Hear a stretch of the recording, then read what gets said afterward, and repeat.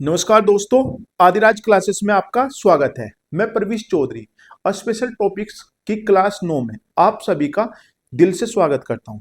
साथियों, इतिहास गवाह है कि जब जब समाज की सोच में जंग लगी है, साहित्य ने मशाल बनकर रास्ता दिखाया है।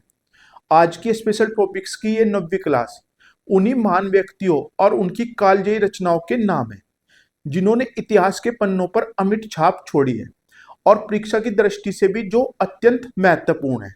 तो तैयार हो जाइए एक ऐसी तो तैयार हो जाइए एक ऐसी यात्रा के लिए जहां ज्ञान का प्रकाश और शब्दों की शक्ति साथ साथ चलेंगी। तो शुरू करते हैं साथियों आज की ये महत्वपूर्ण क्लास। पहला क्वेश्चन ही देखो साथियों, आप कोई भी पेपर उठा के देख लो, हर तीसरे या चौथे पेपर में ये क्वेश्चन आपको मिलेगा ही मिलेगा। अष्टधाई निम्नलिखित में से किसकी रचना है? अष्टधाई साथियों, जिसका शाब्दिक अर्थ 8 अध्याय है। 8 अध्याय हैं। इसके प्रत्येक अध्याय में 4 चरण है, इसलिए हम कह सकते हैं कि 8 चौक 32 चरणों वाली ये पुस्तक, जिसमें 3995 सूत्र हैं। 3995 सूत्र हैं। और इसकी विषय वस्तु की बात करें साथियों, तो संस्कृत के जो शब्द हैं, संस्कृत के शब्द, संधि, समास, कारक, समास, कारक, लिंग आदि सबका कारक आदि के नियम इसमें दिए गए हैं। यानी हम कह सकते हैं कि जो इसके लेखक पाणिनि है, वो संस्कृत के व्याकरण करता है। इसके लेखक कौन है? पाणिनि, यानी संस्कृत के प्रथम व्याकरणकर्ता।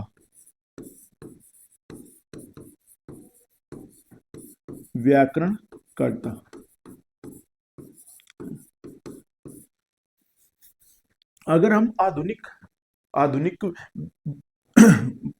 आधुनिक काल की बात करें तो जो कंप्यूटर विज्ञान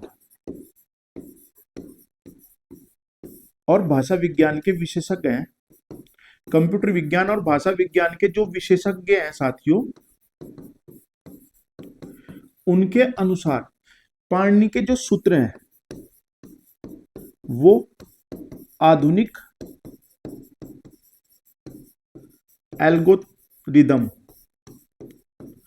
एल्गोरिदम की तरह प्रतीत होते हैं। यानी ये भी क्वेश्चन पूछा गया था कि आधुनिक एल्गोरिदम की तरह कार्य करने वाले सूत्र किस पुस्तक में दिए गए हैं, तो उस पुस्तक का नाम है साथियों अष्टधाई। जो पाणिनि था, इन्होंने इसकी जो विषय वस्तु ली वो कहां से ली साथियों? शिवसूत्र या महेश्वर सूत्र, शिवसूत्र या महेश्वर सूत्र। और ये इन्हें कहां से प्राप्त हुआ था साथियों? ये शिव के डमरू के, जो शिव का डमरू है उसके नाद से, शिव के डमरू के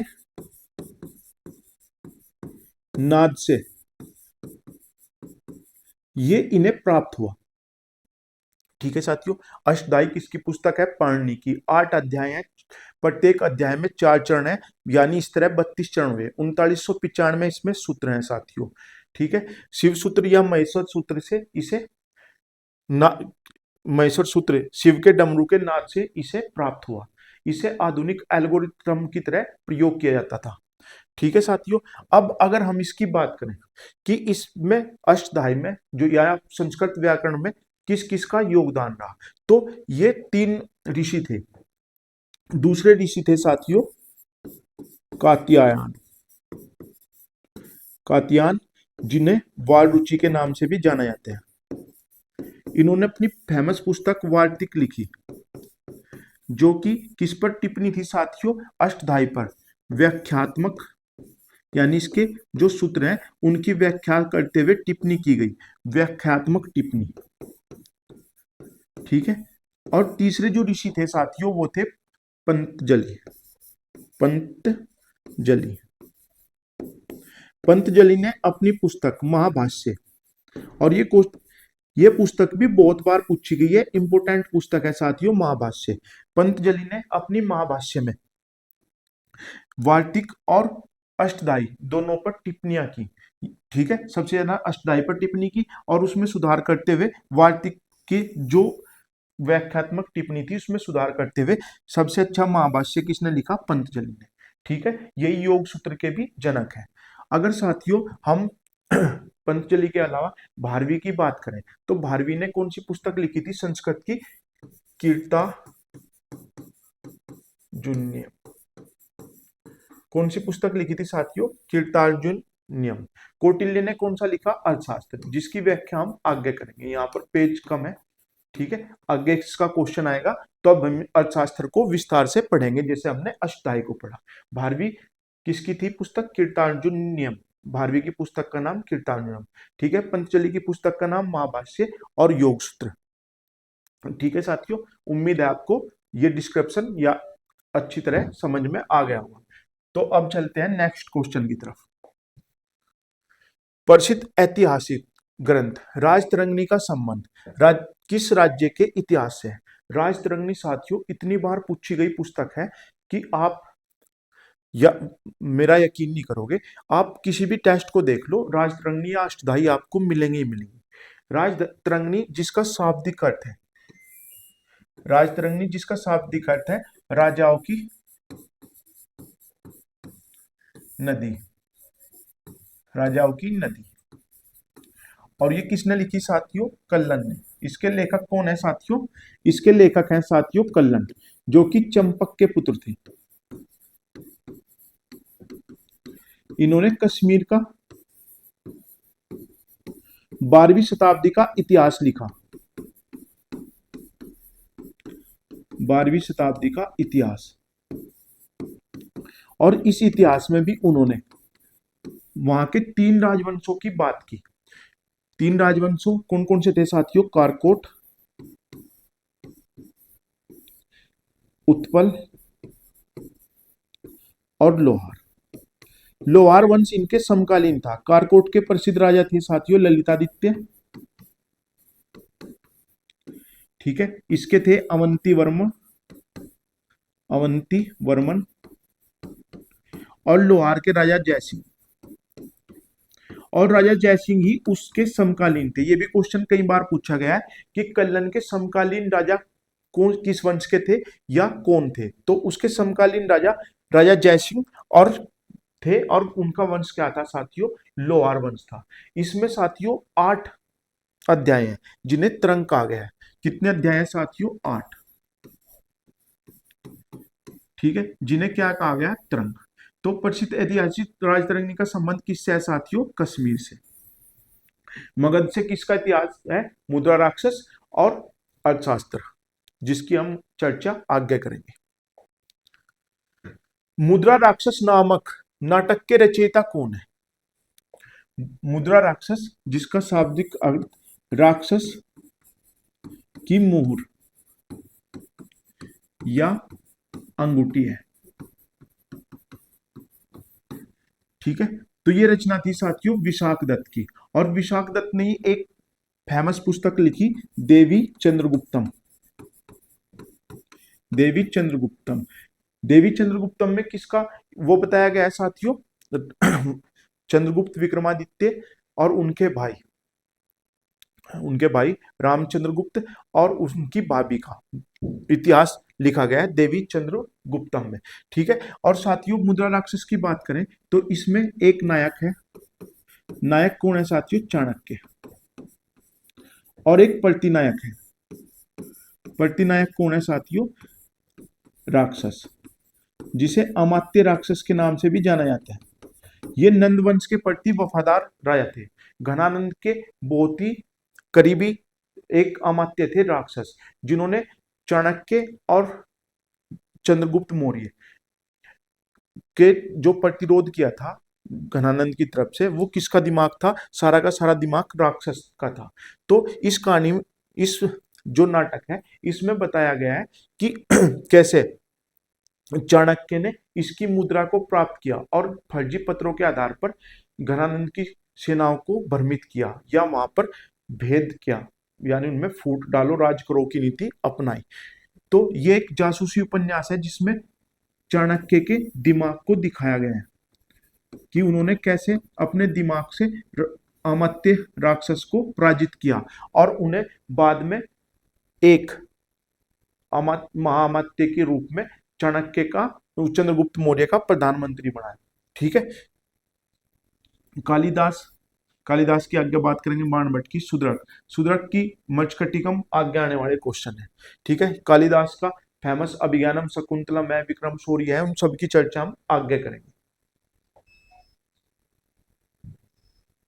कौटिल्य द्वारा रचित अर्थशास्त्र का संबंध किस विषय से है? कौटिल्य का जो अर्थशास्त्र है, नाम से प्रतीत होता है कि ये धन का विज्ञान है, जबकि ये धन का विज्ञान नहीं है। ये किसका विज्ञान है? राजनीति शास्त्र का। ठीक है।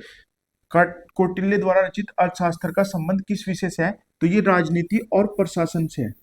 कौटिल्य जो कि भारत के मैकियावेली, ये भी क्वेश्चन कई बार पूछा गया है कि भारत का मैकियावेली, मैकियावेली किस देश का था साथियों? इटली का।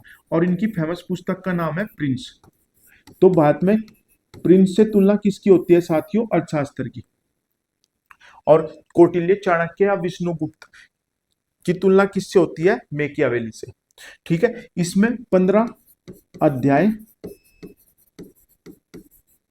150 प्रकरण, 150 प्रकरण और 6000 श्लोक हैं। अर्थशास्त्र में साथियों दो जो इसके सिद्धांत हैं वो फेमस हैं। एक तो इसका सप्तांक सिद्धांत, सप्तांक सिद्धांत, और दूसरा साथियों इसका मंडल सिद्धांत।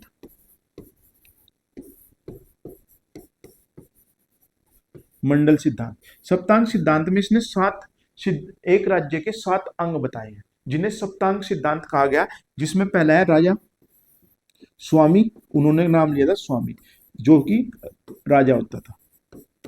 दूसरा अमात्य यानी प्रधानमंत्री, उसकी कैबिनेट। तीसरा साथियों जनपद। चौथा दुर्ग। पांचवा कोष। छठा दंड। और सातवां मित्र, राजा का मित्र। ठीक है। स्वामी जिसे कि राजा कहा गया है, और एक राज्य का स्वामी क्या होता है? सर होता है। अमात्य को उन्होंने आंखें कहा है। जनपद को जंगाएं, जनपद या उस राज्य की जितनी जनता थी उसे क्या कहा है? जंगाएं। दुर्ग को भुजाएं कहा है। कोष को मुख कहा है। दंड को मस्तिष्क और मित्र को कान की संज्ञा दी है। मित्र यानी सहायक, कि राजा का एक मित्र भी होना चाहिए जो उसको अच्छाई और बुराई के बारे में बताता रहे और बाहर की बातों को सुनकर राजा को बता सके। ठीक है। यानी ये सप्तांग सिद्धांत है। अगर मंडल सिद्धांत की बात करें तो इसमें उन्होंने विदेश नीति, कूटनीति आदि की चर्चा की पहले नंबर पर। ठीक है। दूसरे पर उन्होंने कहा है कि शत्रु का शत्रु मित्र होता है। शत्रु का शत्रु मित्र, ये भी किसमें बताया? दूसरे नंबर पर। तीसरे में उन्होंने कहा साम दाम दंड भेद, जो आज भी लोग यूज करते हैं कि किसी भी तरह प्रयोग काम होना चाहिए, साम दाम दंड भेद। ठीक है। चौथा इन्होंने गुप्तचर के बारे में बताया कि राज्य को सुचारू रूप से चलाने के लिए गुप्तचर भी होने चाहिए। इन्होंने कर व्यवस्था के बारे में बताया, और इसी में इन्होंने न्याय व्यवस्था, न्याय व्यवस्था सिविल और सैनिक, फौजदारी और जो दीवानी है, वो दोनों न्याय के बारे में भी इन्होंने इस मंडल सिद्धांत में बताया। इन्होंने बताया कि शाम, शाम मतलब अगर हमारे किसी पड़ोसी राज्य या किसी भी राजा के साथ संबंध बनाने हैं तो हम उसकी प्रशंसा करें, उससे मित्रवत व्यवहार करें, ठीक है, उसकी तारीफ करें, तो यानी उसे समझा बुझाकर अपने पाले में लाना। कौन सी रणनीति है? शाम। दाम की रणनीति है कि उस राज्य के जितने भी प्रसिद्ध व्यक्ति हैं उन्हें क्या करें? उन्हें उपहार दें, यानी रिश्वत दें, उपहार देकर उन्हें अपनी तरफ मिलाएं। ठीक है। दंड, दंड का मतलब है, दंड मतलब दंड आखिरी का वो भेद, साम दाम दंड भेद, दंड भेद है, लेकिन तीसरे नंबर पर उन्होंने भेद का है कि इसका मतलब था कि अगर कोई राज्य ना तो शाम की नीति मानता है ना दाम की नीति मानता है, तो वहां पर क्या करो, उसकी सेना या उसके जो अधिकारी हैं उनमें भेद कर दो, यानी उनमें अविश्वास की स्थिति पैदा कर दो। और दंड उन्होंने सबसे बाद में माना है। दंड का मतलब है कि उसे दंड दे। दंड मतलब उस युद्ध जो है वो अंतिम रूप में होना चाहिए। ठीक है, युद्ध को उन्होंने कहा मानना है, अंतिम। दंड उनका अंतिम वेद है। ठीक है, गुप्तचर यानी गुप्तचर ऐसे होने चाहिए कि हर पल की खबर राजा तक मिल पहुंचती रहनी चाहिए। कर व्यवस्था उन्होंने इसकी तुलना मधुमक्खी से की है कि कर राजा को कर इस प्रकार लेना चाहिए जैसे फूल को नुकसान किए बिना मधुमक्खी फूल का रस चूस लेती है। इसी तरह कर व्यवस्था होनी चाहिए कि फूल को भी कोई नुकसान ना हो और राज्य का खर्च भी चलता रहे। उन्होंने दीवानी और फौजदारी दोनों को भी वर्णन अपने मंडल सिद्धांत में किया है। ठीक है, तो ये किसकी पुस्तक है साथियों? राजनीति और प्रशासन की पुस्तक है। हर्षचरित्र और कादम्बरी, मैंने कहा था कि आगे इनके ऊपर बात करेंगे हम। तो हर्षचरित्र और कादम्बरी किसकी पुस्तक है साथियों? ये बाण भट्ट की है। किसकी पुस्तक है साथियों? बाण भट्ट की पुस्तक है। इसमें पुस्तक में हर्षचरित्र तो राजा हर्ष, ये बाण भट्ट कौन था साथियों? राजा हर्षवर्धन का, राजा हर्षवर्धन का दरबारी कवि था। तो हर्षचरित्र तो इन्होंने आत्मकथा लिखी, और कादम्बरी, कादम्बरी पुस्तक में इन्होंने बताया, इसका मुख्य भाग इन्होंने लिखा, लेकिन जब ये मुख्य भाग लिख चुके थे तो अंत किसने लिखा? इनके पुत्र ने, जिसका नाम था पुलिंद भट्ट, पुलिंद भट्ट। ठीक है, कादम्बरी का मुख्य भाग लिखने के बाद, मृत्यु के बाद पुलिंद भट्ट ने लिखा। कादम्बरी में जो विषय वस्तु है साथियों, राजा सुदरक के दरबार में, राजा सुदरक के दरबार में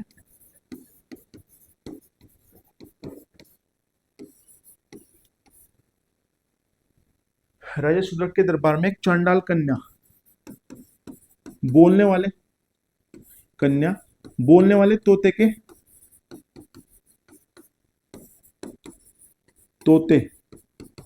के साथ प्रकट होती है, यानी आती है, और वो तोता अपने पूर्व जन्म की कहानी सुनाता है। कादम्बरी में साथियों किसकी वो है कहानी? एक तो पुंडरीक प्लस पुंडरीक, राजा पुंडरीक और महाश्वेता की है, और दूसरी चंद्रपेड़ और कादम्बरी की है। ठीक है, और पुलिंद भट्ट का दूसरा नाम क्या था साथियों? भूषण भट्ट। ये भूल गया था मैं लिखना, इसका दूसरा नाम भूषण भट्ट भी है। कभी आप कहो कि पुलिंद भट्ट नहीं था जी, भूषण भट्ट थे, इन्हीं का नाम भूषण भट्ट था, और इन्हीं का नाम क्या था साथियों?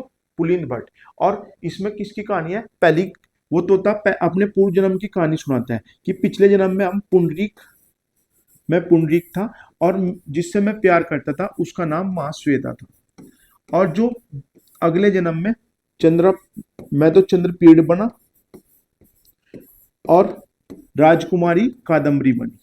तो वो अपने पूर्व जन्म की कहानी सुनाते हैं। ठीक है साथियों, किसकी कहानी सुनाता है? राजकुमार पुंडरीक और महाश्वेता। और दूसरे में उसमें कौन हुए थे?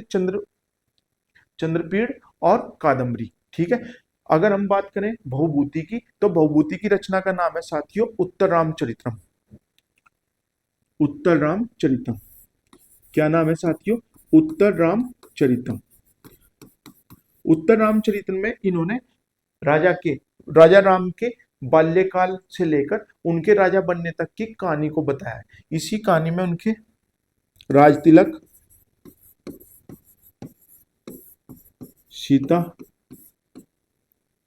सीता का निर्वासन, लव कुश मिलन आदि को दर्शाया है। तो भवभूति की प्रसिद्ध रचना का नाम क्या है साथियों? रामचरितमानस। जयदेव ने कौन सी लिखी थी? गीत गोविंद। ठीक है, आगे भी आएगा तब समझा देंगे। इंडिका पुस्तक में किस विदेश यात्री ने भारतीय समाज का वर्णन किया है। तो इंडिका जो पुस्तक है साथियों वो मेगास्थनीज की है। और मेगास्थनीज कौन था? सेल्यूकस निकेटर का राजदूत। सेल्यूकस निकेटर का साथियों राजदूत था। इन्होंने अपनी पुत्री हेलेना का शादी चंद्रगुप्त मौर्य से की थी और सेल्यूकस निकेटर को चंद्रगुप्त मौर्य के दरबार में राजदूत के रूप में भेजा था। सेल्यूकस निकेटर ने पाटलिपुत्र का बहुत ही सुंदर वर्णन किया है। पाटलिपुत्र का सुंदर वर्णन किया है। इन्होंने इसे यूरोप के किसी भी देश से भव्य, यूरोप के किसी भी नगर से भव्य बताया। और इन्होंने इस पुस्तक में भारतीय समाज का 7 वर्णों में विभाजित किया। अभी कितने वर्ण है? 4। ठीक है। और ऋग्वेद में चारों वर्णों का उल्लेख कहाँ किया गया है साथियों? 10वें मंडल में। यहाँ तो 7 वर्ण है, 4 वर्णों का उल्लेख कहाँ किया गया है साथियों? ऋग्वेद के 10वें मंडल में। ऋग्वेद के 10वें मंडल। और पहला और 10वां मंडल सबसे बाद में लिखे गए थे, ये भी आपको याद रखना है। ठीक है। फायान, पहला चीनी यात्री जो भारत आया वो फायान था। ये विक्रमादित्य, चंद्रगुप्त विक्रमादित्य के दरबार में है। इनकी पुस्तक का नाम फायुकी है। ठीक है। ह्वेनसांग किसके दरबार में आया? ह्वेनसांग हर्षवर्धन के।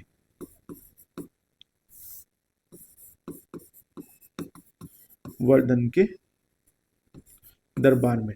ठीक है। और ह्वेनसांग को क्या कहा जाता है? यात्रियों का राजकुमार। ये भी क्वेश्चन बहुत बार पूछा गया है कि यात्रियों का राजकुमार किसे कहा जाता है? तो यात्रियों का राजकुमार कहा जाता है साथियों ह्वेनसांग को। और इनकी पुस्तक का नाम है सियुकी। इन्होंने नालंदा विश्वविद्यालय में रहकर शिक्षा प्राप्त, बौद्ध धर्म की शिक्षा प्राप्त की। ठीक है। तो इसका उत्तर हो गया मेगास्थनीज। और अलब्रूनी की पुस्तक का नाम है तारीख हिंद। तारीख या कुवतुल तारीख हिंद। संस्कृत नाटक अभिज्ञानम शकुंतलम किसने लिखा है? तो साथियों संस्कृत का जो भारत का शेक्सपियर है, भारत का जो संस्कृत का शेक्सपियर है उसने लिखी। वो कौन है? आपको पता ही है, उनका नाम है कालिदास। ठीक है। कालिदास ने अभिज्ञानम शकुंतलम लिखा जिसमें राजा दुष्यंत और शकुंतला की कहानी है। शकुंतला की कहानी है।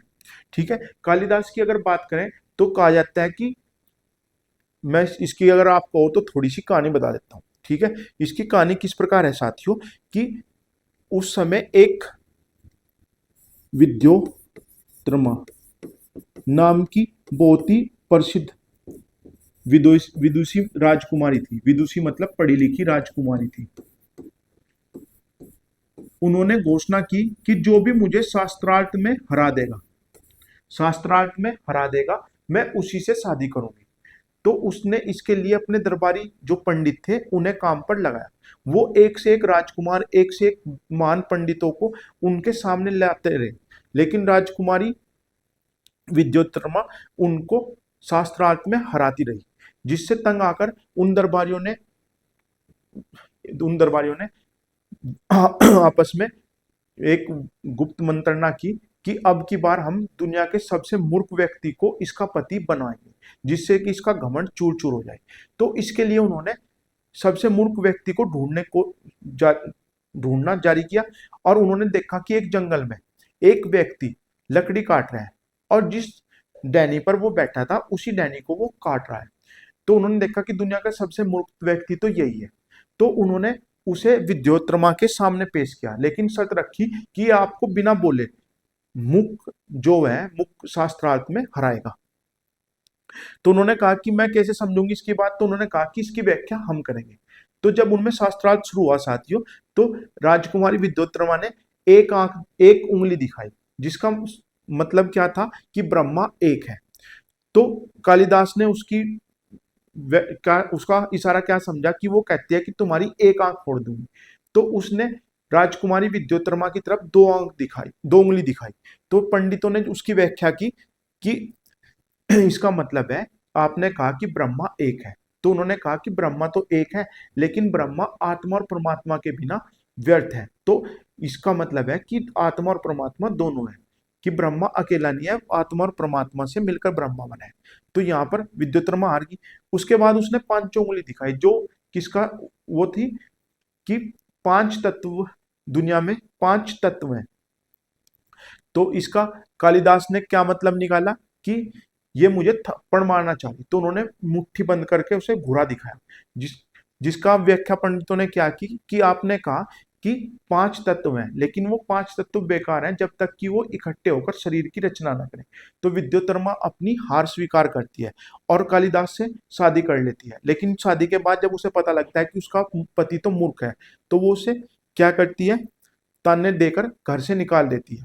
तो वहां के बाद कालिदास जो है वो काली की पूजा करते हैं और अपना नाम कालिदास रख लेते हैं, जिससे कि उन्हें ज्ञान की प्राप्ति होती है। और ज्ञान की प्राप्ति होने पर जब कालिदास घर आता है, तो वो दरवाजे पर दस्तक देता है कि अनावट कपाट द्वार देहि। क्या कहते हैं? अनावट कपाट द्वार देही, जिसका अर्थ होता है साथियों कि दरवाजा खोलो। तब अंदर से राजकुमारी विद्योत्तमा कहती है कि अस्ति कश्चित कश्चित वाग्वी शेष। ये तीन शब्द बोलती है कि ऐसा प्रतीत होता है। वो पहले तो कहते हैं कि द्वार खोलो, तब राजकुमारी विद्युतर्मा कहती है अस्ति कश्चित वाग्वी विशेष। तो इन तीन वर्डों का मतलब था कि ऐसा लगता है कि वाणी में ही जिसके ज्ञान टपक रहा हो, कि वाणी से ही ज्ञान टपक रहा है कि कोई मान संथी आया है। तो इन्हीं तीन वर्डों को लेकर इन्होंने तीन महाकाव्यों की रचना की, जिसमें अस्थि लेकर इन्होंने क्या बनाया, रघुवंशम, जिसमें राजा राम की कहानी है। इक्ष्वाकु वंश के राजा राम की कहानी है, यानी रघुवंशी। दूसरा है साथियों कश्चित में किसकी रचना है साथियों? मेघदूतम की। कश्चित में किसकी है साथियों? मेघदूतम। और साथियों वाग विशेष में किसकी है? कुमार संभव, यानी वाग कुमार संभव। ये जो इसके तीन महाकाव्य हैं, ये तीनों जो उनकी पत्नी ने वर्ड बोला था उन्हें बेस मानकर उन्हीं से शुरुआत की थी इन्होंने अपने महाकाव्यों की। अस्थि में रघुवंशम है, कश्चित में मेघदूतम यश जब अपनी प्रेमिका को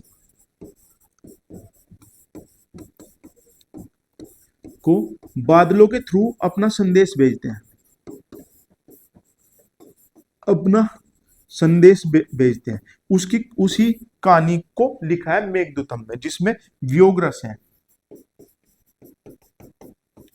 वैसे कालिदास को श्रृंगार रस का कवि कहा जाता है, लेकिन मेघदूतम में वियोग रस का उल्लेख किया है। कुमार संभव साथियों शिव पार्वती की कहानी है और उनके पुत्र कार्तिक। शिव पार्वती और कार्तिक की कहानी है। ये इनके क्या है साथियों? महाकाव्य है। एक मिनट,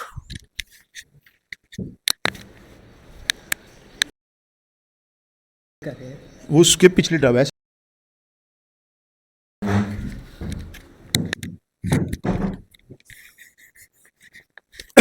कुमार, ठीक है साथियों, ये तीन महाकाव्य हैं इसके। कौन कौन से? रघुवंशम, ठीक है, कुमार संभव और साथियों एक मेघदूतम। इसके अलावा इनकी कहानी है विक्रमोर्वशीयम। और विक्रमोर्वशीयम किसकी कहानी है साथियों? ये है राजा पूर्वा और अप्सरा उर्वशी की कहानी। ठीक है, एक मालविका अग्निमित्रम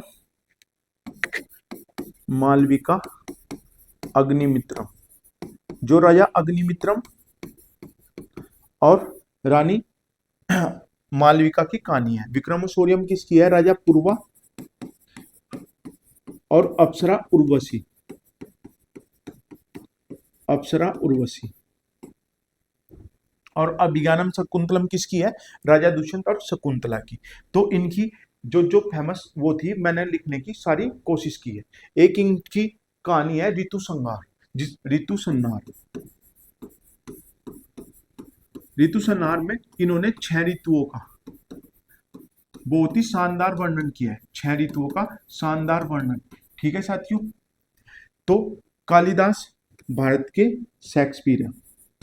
भारत के शेक्सपियर, विलियम शेक्सपियर कौन थे साथियों? कालिदास थे।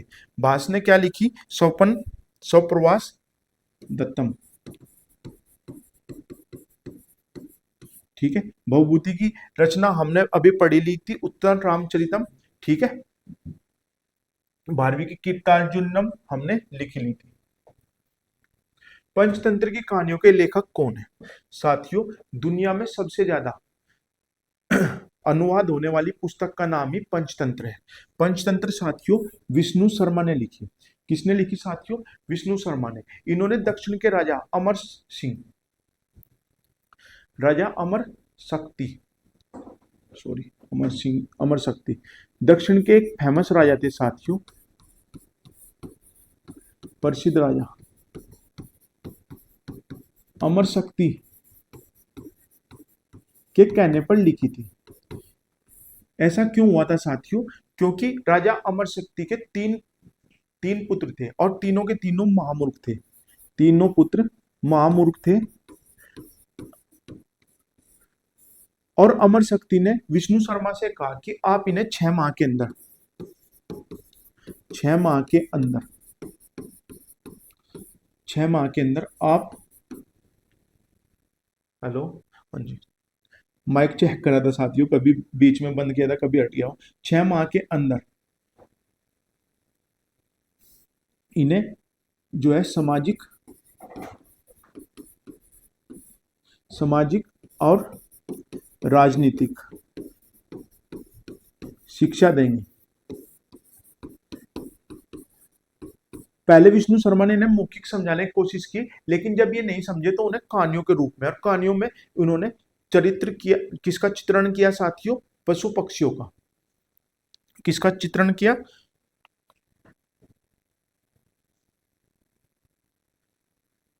इनका चित्रण किया और इन्होंने इसमें 5 सिद्धांत दिए।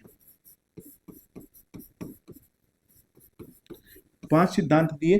पहला था साथियों इसमें मित्र भेद। दूसरा था साथियों मित्र लाभ।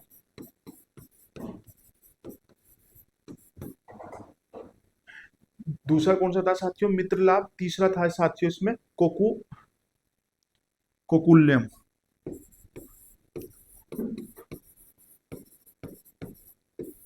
चौथा था लाब्ध।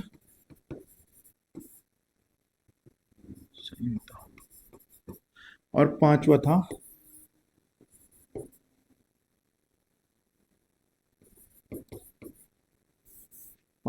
साथियों, पहला था इसमें मित्र भेद, मित्र लाभ, कोकुल्यम, लबद प्रणास, लबद संहिता नहीं, लबद प्रणास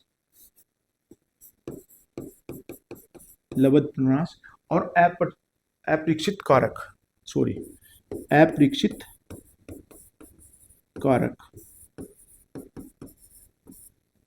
ठीक है। मित्र भेद में इन्होंने बैल और शेर के बीच में दोस्ती दिखाई और भेद होने पर उनमें किस तरह बंटवारा हुआ उसमें दिखाया। तो इसमें शेर का नाम क्या था? पिगलक, और बैल का नाम था सजीवक। पिगलक और सजीवक, पिगलक और सजीवक, इसे शेर और इसे बैल की कहानी बताया। मित्र लाभ में इन्होंने दोस्ती के लाभ बताए कि मित्र होने से किस तरह हम बच सकते हैं। इसमें इन्होंने आपने सुनी होगी कहानी कि एक शेर जो होता है मतलब एक शिकारी होता है, वो आकर वन में हिरण को के ऊपर जाल में बंद कर देता है। तो बंदर देखता है, वो उसकी सूचना चूहे को देता है, चूहा आकर उस जाल को काट देता है। इस तरह उस हिरण की रक्षा होती है। तो ये मित्र लाभ की कहानी इन्हें समझाई गई थी। कोकुलम में इन्होंने राजनीति की कहानी सिखाई, युद्ध नीति समझाई, और इसमें किसको चित्रित किया इन्होंने? उल्लू और तोते को। ठीक है।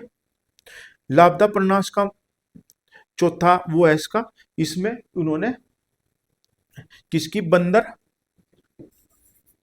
बंदर और मगरमच्छ की कहानी सुनाई है कि हाथ आई हुई वस्तु छोड़नी नहीं चाहिए, हाथ लगी हुई वस्तु छोड़नी नहीं चाहिए। जब वो बंदर और उसमें मगरमच्छ में दोस्ती हो जाती है और वो रोज उसे मीठे मीठे आम देता है और वो उस आमों को अपनी पत्नी को जाकर देता है, तो मगरमच्छ की पत्नी कहती है कि जिसके दिए हुए आम इतने अच्छे हैं उसका दिल कितना अच्छा होगा। वो कहानी आपने जरूर सुनी होगी अपने दादा दादी से। तो उस कहानी को इन्होंने लबाद प्रणास के रूप में चौथे सिद्धांत में रखा है। ठीक है। अपरीक्षित कारक इसमें कहा गया है कि हमें अपने काम को कल पर नहीं टालना चाहिए। ठीक है। तो इसने 5 सिद्धांत दिए थे: मित्रभेद, मित्र लाभ, कोकुल्यम, लाभ प्रणास और अपरीक्षित कारक। आपको समझाने के लिए मैंने इनकी जो कहानियां थी वो भी बताने की कोशिश की। ठीक है। तो इसका उत्तर हो गया विष्णु शर्मा। नारायण पंडित, इनकी कहानी का नाम था साथियों हितोपदेश।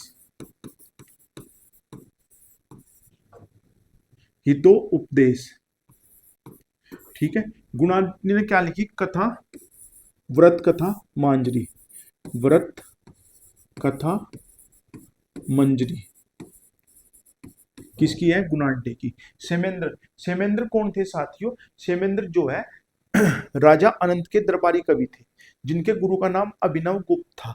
इन्हें भारत का सबसे हरमन पोला व्यक्ति कहा जाता है, भारत का सबसे ऑलराउंडर कहा जाता है हरपन मोला सेमेंद्र को। ये किसके दरबार में थे साथियों? राजा अनंत के दरबार में, और इनके गुरु का नाम था अभिनव गुप्त। ठीक है। इन्होंने व्रत कंथा मंजरी को जो है बांग्ला में वो किया। इनकी दूसरी कथा का वो कहानी का नाम था 10 अवतार चरित्रम। 10 अवतार चरित्रम। एक तो इन्होंने व्रत कथा मंजरी लिखी और एक इनका वो था 10 अवतार चरितम। तो 10 अवतार चरितम कई बार पूछी गई है, इंपोर्टेंट है। किसकी है साथियों? समेंद्र की। और हितोपदेश भी नारायण पंडित की। पंचतंत्र तो फेमस है, वर्ल्ड फेमस है। ठीक है साथियों। और इसका 300 से ज्यादा बार इसका अनुवाद अब तक हो चुका है। ठीक है।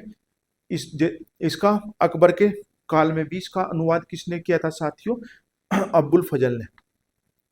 अब्बुल फजल जिसके भाई का नाम फैजी था। ठीक है। उन्होंने इसे अयारे दारिस के नाम से अनुवाद किया। फारसी में अनुवाद किसने किया इसका? अब्बुल फजल ने अयारे दारिस के नाम से। और विदेश में साथियों सबसे पहला इसका अनुवाद पहलवी भाषा, पहलवी प्राचीन प्राचीन जो ये है प्राचीन फारसी को पहलवी कहा जाता है। इसका विदेश में सबसे पहले अनुवाद नौशेरवा राजा ने के जो मंत्री थे बजारियो, उन्होंने पहलवी भाषा में, पहलवी कौन क्या थी? प्राचीन फारसी सी, फारसी प्राचीन फारसी भाषा जिसे पहलवी कहा जाता था में की थी। ठीक है साथियों। तो ये इस क्वेश्चन की व्याख्या थी। उम्मीद है आपको पसंद आई होगी। बुद्ध चरित्र जिसे बोधों का रामायण कहा जाता है के रचनाकार कौन थे? बुद्ध चरित्र जिसे बोधों की वो कहा जाता है उसके वो थे साथियों अश्वघोष। ठीक है। 1 मिनट साथियों, मैं पानी पी लूं।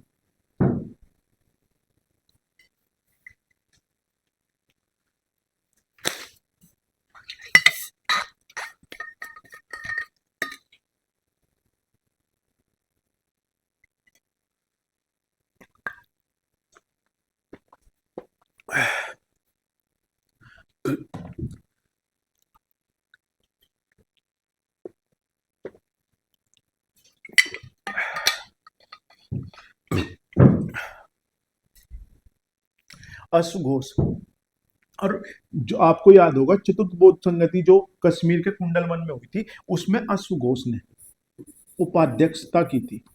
और अध्यक्ष कौन थे साथियों उसके? वसुमित्र। और इन्होंने क्या लिखी? महाविभाषा, जिसमें इन्होंने वसुमित्र ने इसकी जो कुंडल वन में राजा कनिष्क के दरबार, राजा कनिष्क के समय में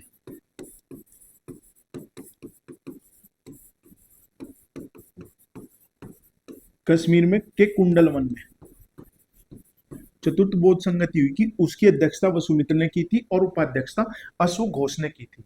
नागार्जुन को भारत का आइंस्टीन कहा जाता है, भारत का आइंस्टीन कहा जाता है। और इन्होंने शून्यवाद का प्रतिपादक थे। शून्यवाद के प्रणेता कौन थे साथियों? नागार्जुन। पार्श्वनाथ जो है साथियों 23वें तीर्थंकर थे। कौन थे? 23वें तीर्थंकर।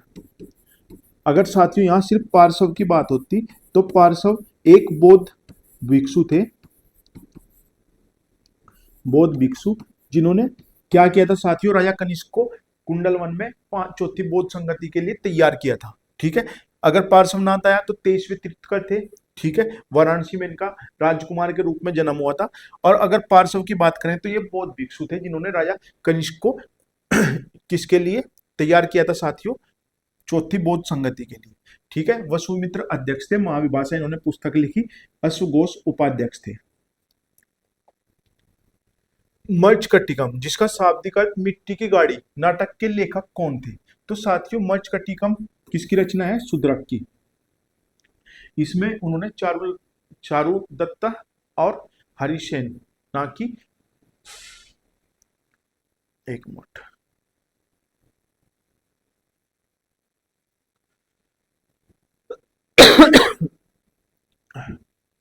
ठीक है। शूद्रक जो कि एक राजा थे। ठीक है। और कादम्बरी में भी इसी राजा के, कादम्बरी जो बाण भट्ट ने लिखी थी,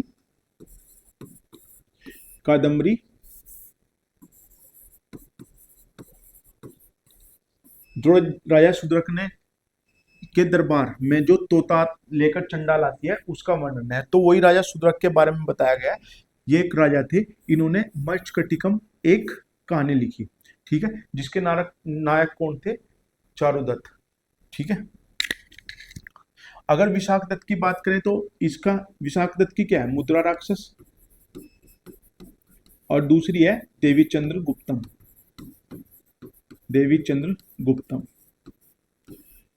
राजशेखर की बात करें साथियों, ये गुज्जर प्रतिहार वंश के महिपाल और महेंद्रपाल के दरबारी कवि थे। इनकी जो फेमस पुस्तक है वो काव्य मीमांसा है, जिसमें कवियों के लिए कव्य योग के जो मौखिक नियम है या जो भौतिक या मौलिक नियम है उन सब का वर्णन किया है इन्होंने काव्य मीमांसा में।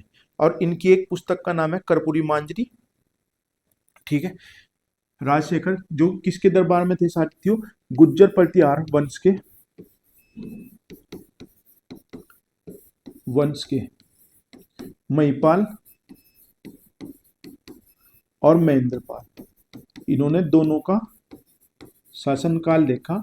और इनकी फेमस पुस्तक का नाम है साथियों काव्य मीमांसा।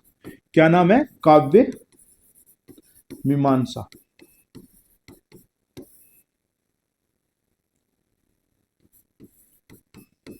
और एक इनकी कर्पूरी मंजरी।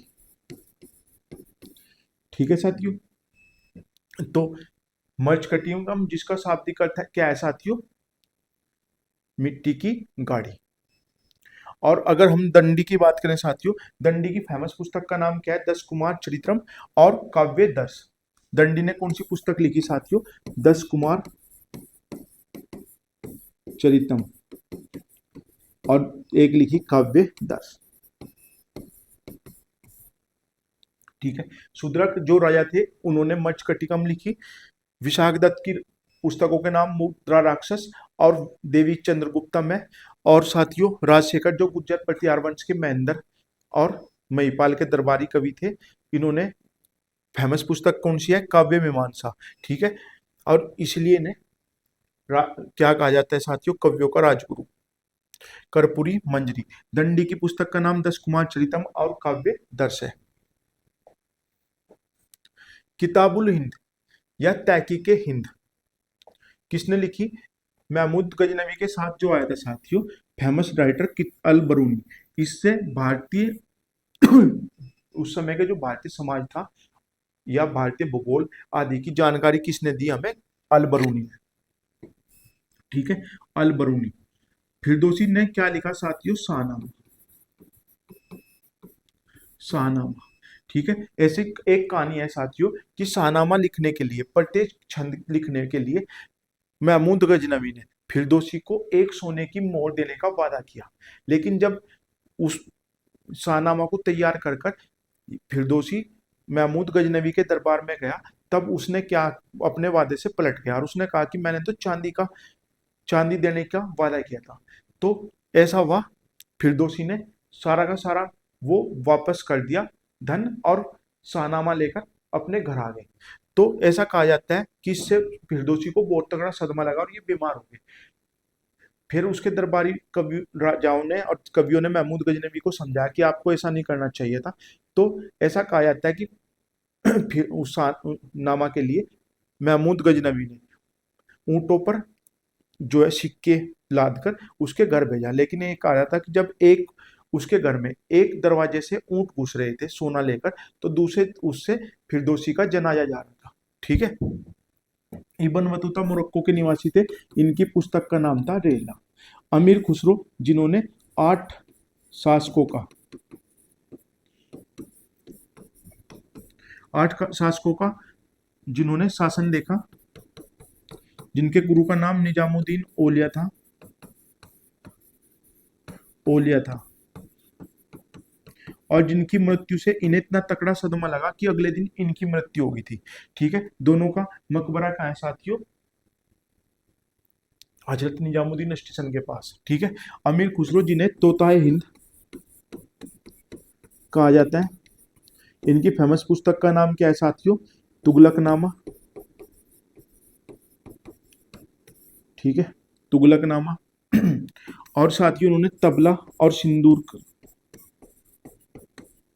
और संतूर का आविष्कारक माना जाता है। खड़ी बोली के पहले कवि।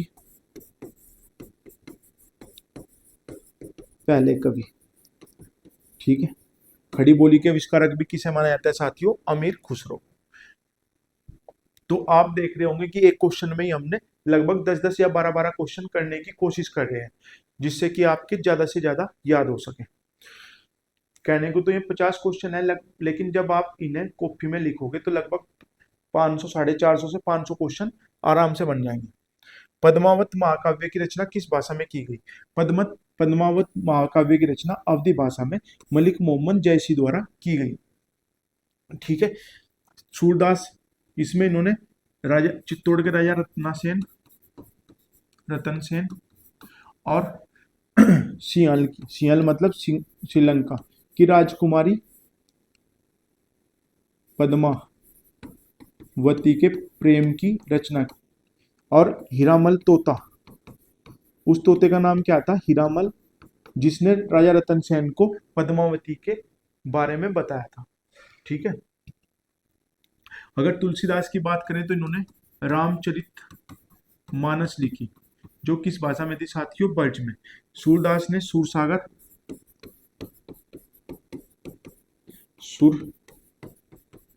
श्रावली आदि रचनाएं लिखी। कबीरदास की जो शुद्धकड़ी भाषा थी उसमें इन्होंने बीजक की रचना की। और बीजक में सखी, साप्ती और रमणी, सखी शब्द और रमणी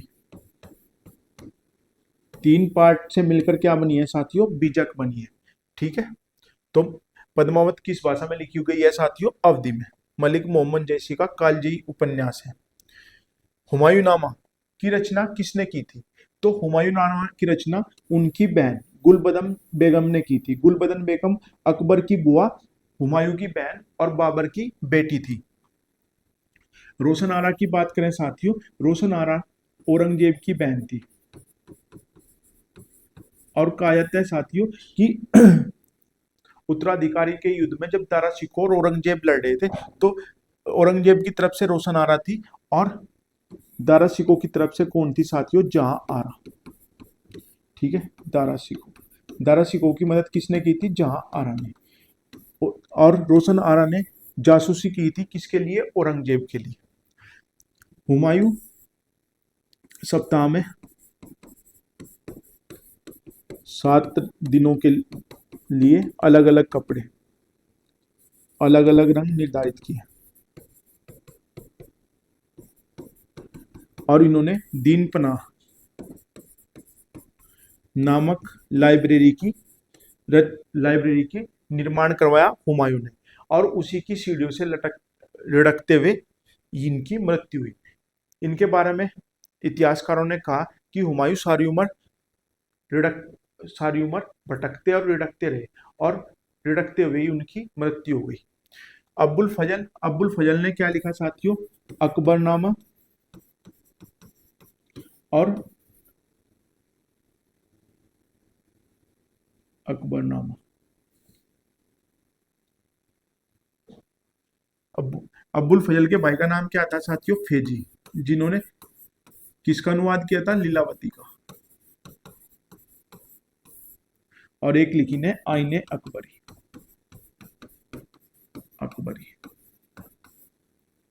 ठीक है साथियों, तो हुमायूंनामा की रचना किसने की? गुलबदन बेगम ने। आईने अकबरी और अकबरनामा के अभी पीछे बताया मैंने कौन थे साथियों? अब्बुल फजल। ठीक है, कौन थे साथियों? आईने अकबरी के राइटर और अकबरनामा के अब्बुल फजल, और इनके छोटे भाई का नाम था फेजी। ये भी किसके? अब्बुल फजल किसके? अकबर के नवरत्नों में थे।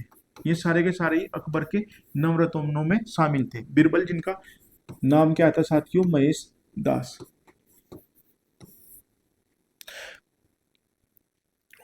और बदायूं की पुस्तक का नाम था साथियों, इनकी पुस्तक का नाम था मुस्तखब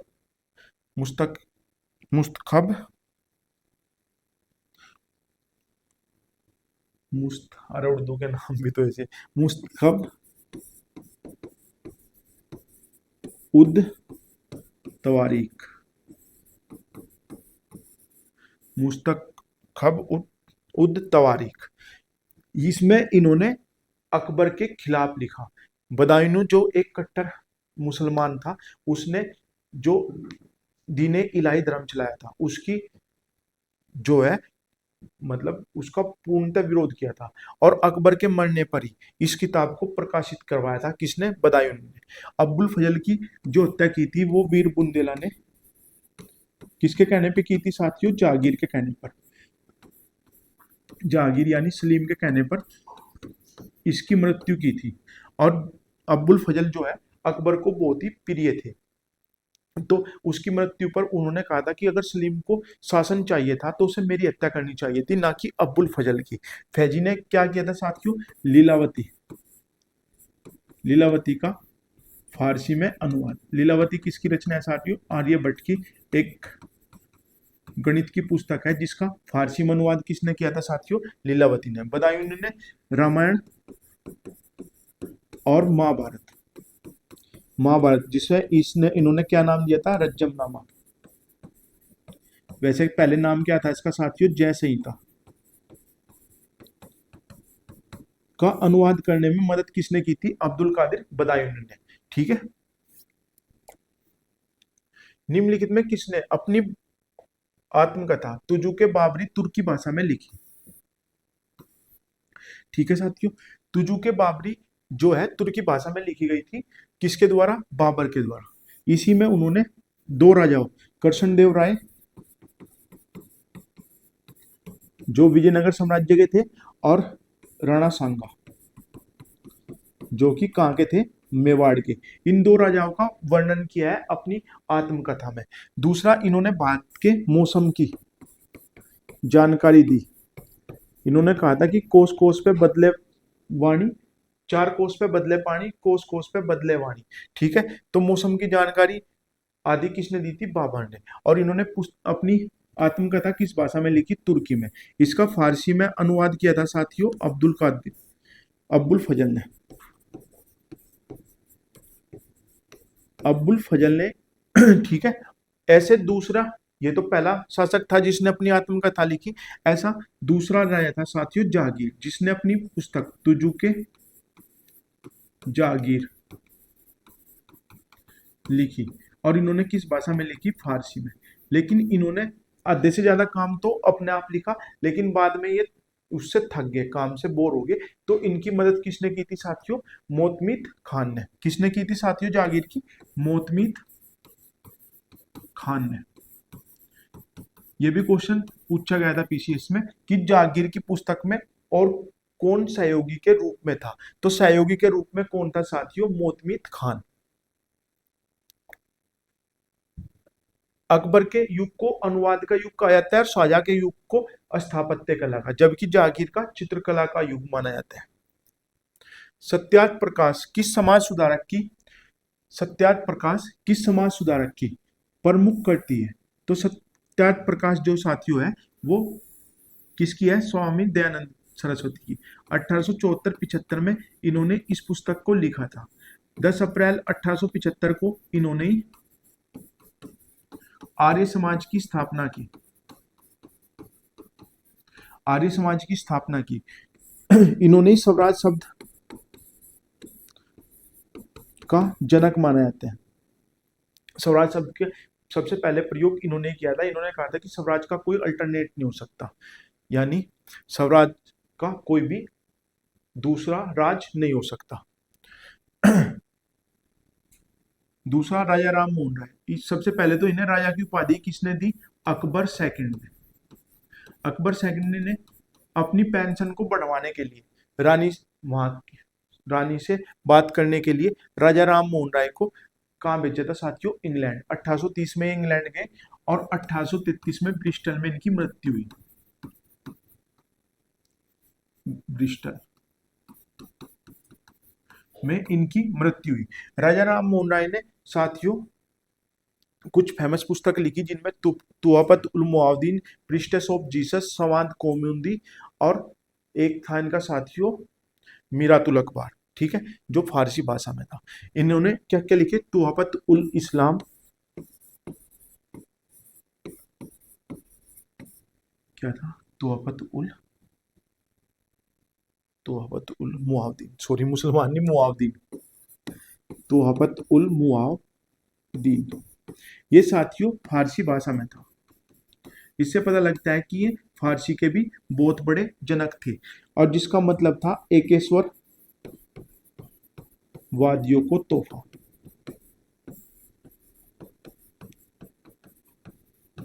दूसरा, इन्होंने प्रिस्टेस ऑफ जीसस, यानी ईसा मसीह के जो संदेश है वो लिखा प्रिस्टेस ऑफ जीसस में। एक इनकी सबसे फेमस पुस्तक है जो बंगाली भाषा में है, पत्रिका है संवाद कौमुदी, जो बंगाली भाषा में है, और इसमें इन्होंने सती प्रथा का विरोध किया है। ये भी क्वेश्चन पूछा गया कि राजा राम मोहन राय की किस पुस्तक में सती प्रथा का विरोध किया गया है? तो वो थी साथियों बंगाली भाषा की पुस्तक संवाद कौमुदी। तीसरा साथियों, इन्होंने पहला ये लिखा, दूसरी एक मीरातुल अखबार लिखा। ये भी किस में था साथियों? फारसी भाषा में, मीरातुल अखबार, ठीक है। इन्हें नव जागरण का पिता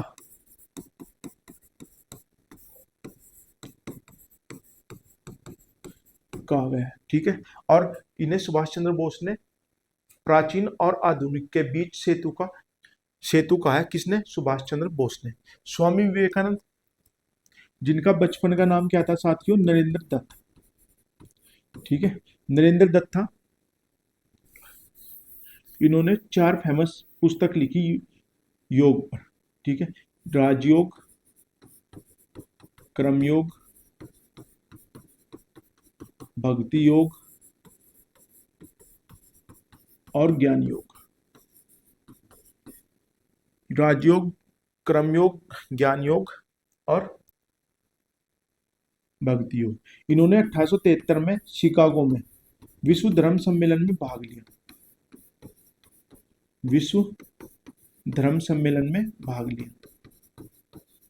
वहां दिया गया भाषण इतना फेमस था कि पूरे के पूरी मीडिया में अगले दिन ये था कि जिस देश में स्वामी विवेकानंद जैसे ज्ञानी पुरुष हो, उस देश में हमें जो मिशनरी है, जो धर्म प्रचारक है, उन्हें भेजना कितना औचित्यपूर्ण है कि ऐसे देश में हम जो धर्म मिशनरी है उन्हें भेजकर कर क्या रहे हैं, जिस देश में स्वामी विवेकानंद जैसे ज्ञानी है। ठीक है, इन्होंने 1876 में रामकृष्ण परमहंस रामकृष्ण मिशन की स्थापना की। साथियों 1883 में, सॉरी 1883 में, और ये 1886 है। 1888 में अल्मोड़ा में मायावती आश्रम की स्थापना, इनके आश्रम की स्थापना इनके दो ब्रिटिश जो सेवक थे उन्होंने की, जिसमें एक का नाम था, पति का नाम था साथियों J.H. सेवियर, और उसका नाम था Charles Elizabeth saviour. J.H. Saviour, क्या नाम था साथियों? J.H. सेवियर, और ये था Charles Elizabeth saviour.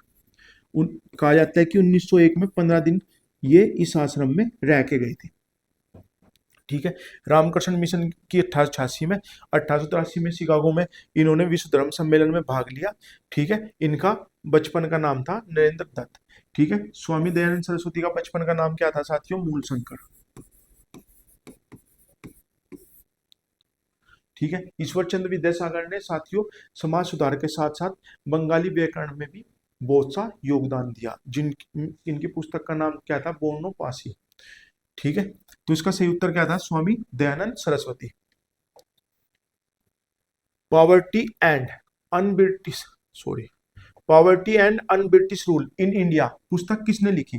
Poverty and unBritish rule in India किसकी पुस्तक है साथियों? दादा भाई नेहरू जी की, जिन्हें क्या कहा जाता है साथियों? भारत का grand old man of India.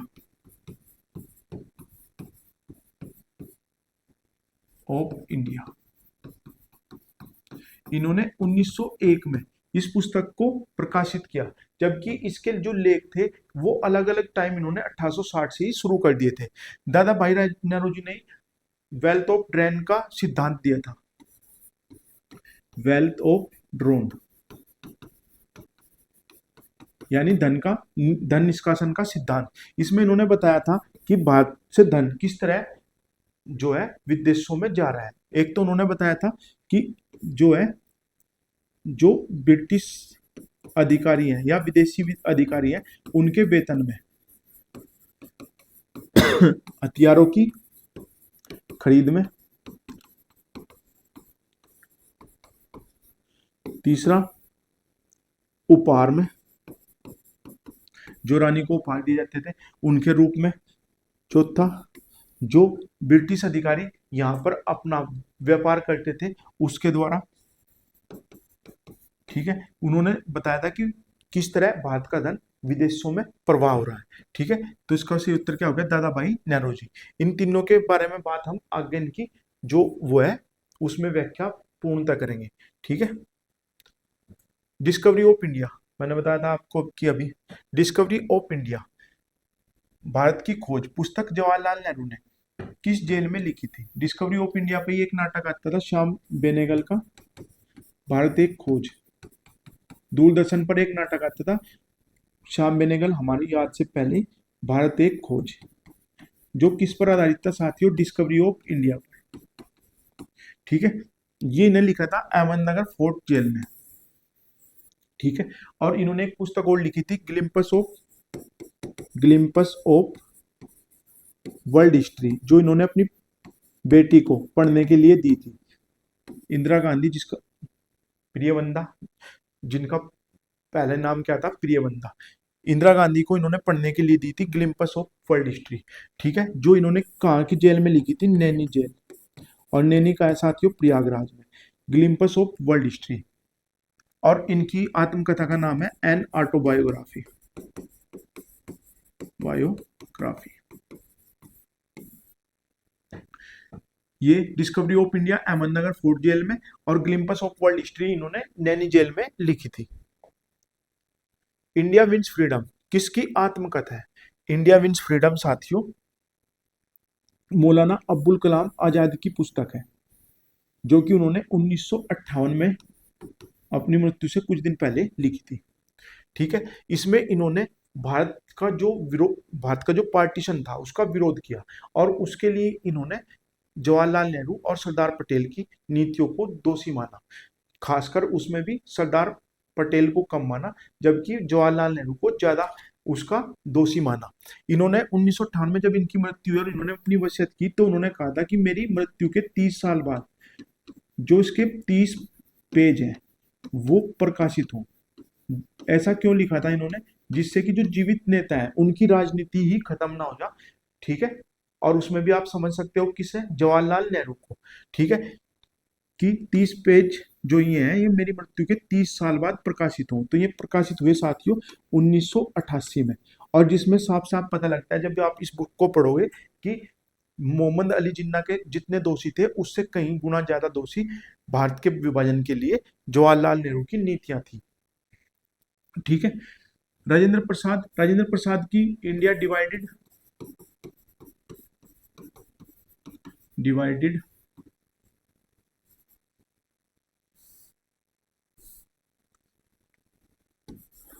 India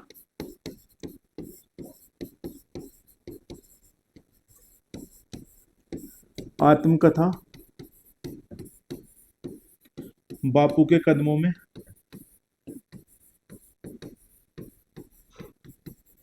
इनकी पुस्तक है। और डॉक्टर राजेंद्र प्रसाद ही क्या थे साथियों? कैबिन जो वो था संविधान सभा उसके अस्थाई अध्यक्ष। अस्थाई अध्यक्ष कौन थे साथियों? 9 दिसंबर 1940 को सच्चिदानंद सिन्हा बने थे और 11 दिसंबर को कौन बने थे साथियों? राजेंद्र प्रसाद अस्थाई अध्यक्ष।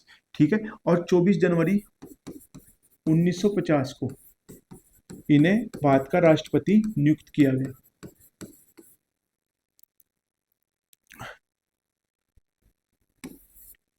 इन सुभाष चंद्र बोस की पुस्तक का नाम क्या है? Indian struggle.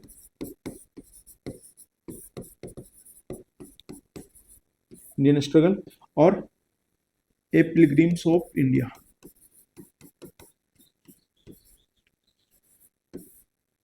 नहीं, Indian pilgrims, the Indian pilgrims. Bhagat Singh की पुस्तक कौन सी है? मैं नास्तिक क्यों क्यों हूं। और एक इनकी पुस्तक है जेल डायरी। भगत सिंह की कौन सी पुस्तक है? मैं नास्तिक क्यों हूं, और दूसरी जेल डायरी। ठीक है, राष्ट्रीय गीत वंदे मातरम किस उपन्यास से लिया गया? साथियों अगर हम बात करें राष्ट्रीय गीत वंदे मातरम की, तो वंदे मातरम साथियों आनंद मठ से लिया गया, जो कि 1882 में लिया गया था और लिखा गया था, और ये सन्यासी विद्रोह से प्रेरित था। और सन्यासी विद्रोह भी किसका था साथियों? जो शिव भक्त थे उनके द्वारा शुरू किया गया था सन्यासी विद्रोह। ठीक है, और किसके राइटर कौन थे साथियों? बंकिम चंद्र चटर्जी या चट्टोपाध्याय, कुछ ही कह लो आप, दोनों एक ही नाम है, कंफ्यूज मत हो। बंकिम चंद्र चट्टोपाध्याय या बंकिम चंद्र चटर्जी। ठीक है, इनके द्वारा लिखित पहली पुस्तक थी दुर्गेश नंदिनी और दूसरी पुस्तक थी साथियों कपाल कुंडला। दुर्गेश नंदिनी पहली पुस्तक थी इनकी, कपाल कुंडला तीसरी। और आनंद मठ में सन्यासी विद्रोह की जो वो थी उसमें इन्होंने वंदे मातरम लिखा था। और वंदे मातरम जो पहली बार गायन हुआ था साथियों कांग्रेस के अधिवेशन में, वो थे साथियों 1896 का कोलकाता अधिवेशन।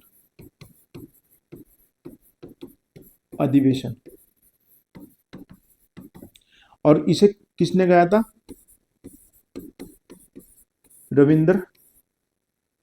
गुरु रविंद्रनाथ टैगोर ने।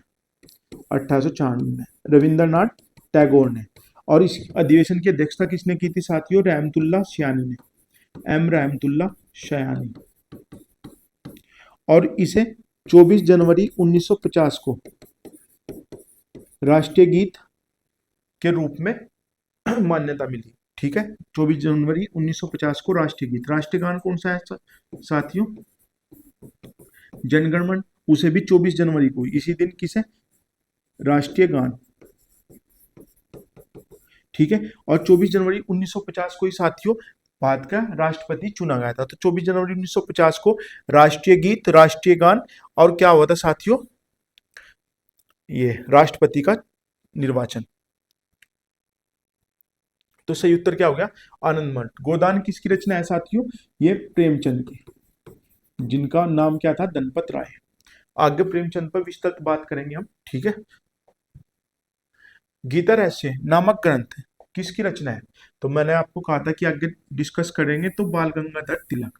बाल गंगाधर तिलक को वेलेंस्टाइन सिरोल ने भारतीय अशांति का जनक, उन्होंने दो को भारतीय अशांति का जनक कहा। अगर व्यक्ति की बात करें तो बाल गंगाधर तिलक, और संस्था की बात करें तो आर्य समाज। इन दो को उसने भारतीय अशांति का जनक कहा है। किसने? वेलेंटाइन सिरोल ने, वेलेंटाइन सिरोल ने। बाल गंगाधर तिलक पत्रकारिता के मामले में जेल जाने वाले व्यक्ति कौन थे? बाल गंगाधर तिलक। ठीक है, 2 बार ये पत्रकारिता के मामले में जेल गए। पहली बार जब मेजर डेंट की हत्या की थी चापेकर बंधुओं ने, चापेकर बंधुओं ने, तो उन्होंने कहा था कि इनकी जो मैगजीन थी केसरी, इन्होंने 2 पत्रिका लिखी, केसरी, केसरी। केसरी किस में है? मराठी भाषा में, मराठी भाषा में केसरी। और इसमें इनके सहायक थे केलकर। और एक पुस्तक का नाम था मराठा, और मराठा ये थी अंग्रेजी में, और इसमें इनके सहायक थे अगरकर। अगर आप कंफ्यूज हो जाओ तो ऐसे अंग्रेजी, ऐसे अगरकर, और कैसे केसरी और कैसे केलकर। ठीक है, इस तरह याद रखोगे। तो इन्होंने दोनों बार ये केसरी के लिए जेल गए थे। इन्होंने पहली बार जब चापेकर बंधुओं ने इसकी हत्या की थी रेंट की, तो इन्होंने इसे अफजल खां की हत्या के समान माना था, कि जैसे शिवाजी ने अफजल खां की हत्या की, ऐसे ही इन्होंने किसकी हत्या की? रेंट की। दूसरी बार जब वो जेल गए तो जेल में उन्होंने कौन सी पुस्तक लिखी? गीता रहस्य। मांडले जेल, बर्मा। कहाँ है जेल? अब बर्मा में, जिसका नाम क्या हो गया अब सब साथियों? म्यांमार, जिसकी राजधानी क्या है? न्यायपीता। ठीक है, तो इसका सही उत्तर हो गया बाल गंगाधर तिलक। महात्मा गांधी। महात्मा गांधी की पहली पुस्तक कौन सी थी साथियों? हिंद स्वराज। हिंद स्वराज, जो उन्होंने इंग्लैंड से दक्षिण अफ्रीका जाते हुए 1909 में लिखी थी, हिंद स्वराज। ठीक है, विनोबा भावे की बात करें साथियों, तो विनोबा भावे कौन थे साथियों? ये महात्मा गांधी के प्यारे शिष्य थे, जिन्हें प्रथम सत्याग्रही के रूप में चुना गया, प्रथम सत्याग्रही। ठीक है, इन्होंने 1951 में भूदान आंदोलन शुरू किया, भूदान आंदोलन। ठीक है, भूदान आंदोलन, और इन्होंने अपने आश्रम का नाम रखा पवनार आश्रम। और जो ये भूदान आंदोलन था, ये कहां से शुरू हुआ साथियों? पोचमपल्ली, तेलंगाना का एक गांव था साथियों पोचमपल्ली, यहां से भूदान आंदोलन शुरू हुआ। और इस भूदान आंदोलन के कारण जो रमन मैग्सेसे पुरस्कार है, जो एशिया का नोबेल पुरस्कार है, रमन मैग्सेसे, जो 6 कैटेगरी में,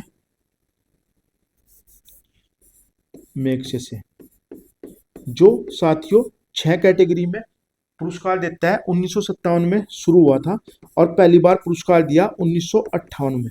तो पहले जो रमन मैग्सेसे पुरस्कार पाने वाले पहले व्यक्ति थे, वो विनोबा भावे थे, यानी भारत के भी प्रथम और विश्व के भी प्रथम व्यक्ति का नाम क्या था जिसे वो मिला था रमन मैग्सेसे पुरस्कार? उसका नाम था साथियों विनोबा भावे। और इन्हें किस उसमें मिला था साथियों? संचालन, यानी नेतागिरी, सामाजिक संचालन। एक कैटेगरी है सामाजिक संचालन, 6 कैटेगरी में मिलता है, तो वो था साथियों सामाजिक संचालन।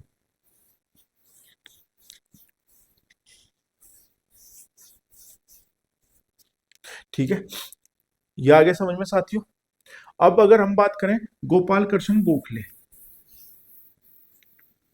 हाँ एक बात और याद रखियो, ये क्वेश्चन यूपीएसआई में पूछा गया था कि वह मुस्लिम व्यक्ति कौन था जिसने गोपाल कृष्ण गोखले की, नहीं सॉरी, बाल गंगाधर तिलक की जब 1920 में मृत्यु होगी तो उसकी अर्थी को कंधा देने वाला मुस्लिम नेता शौकत अली।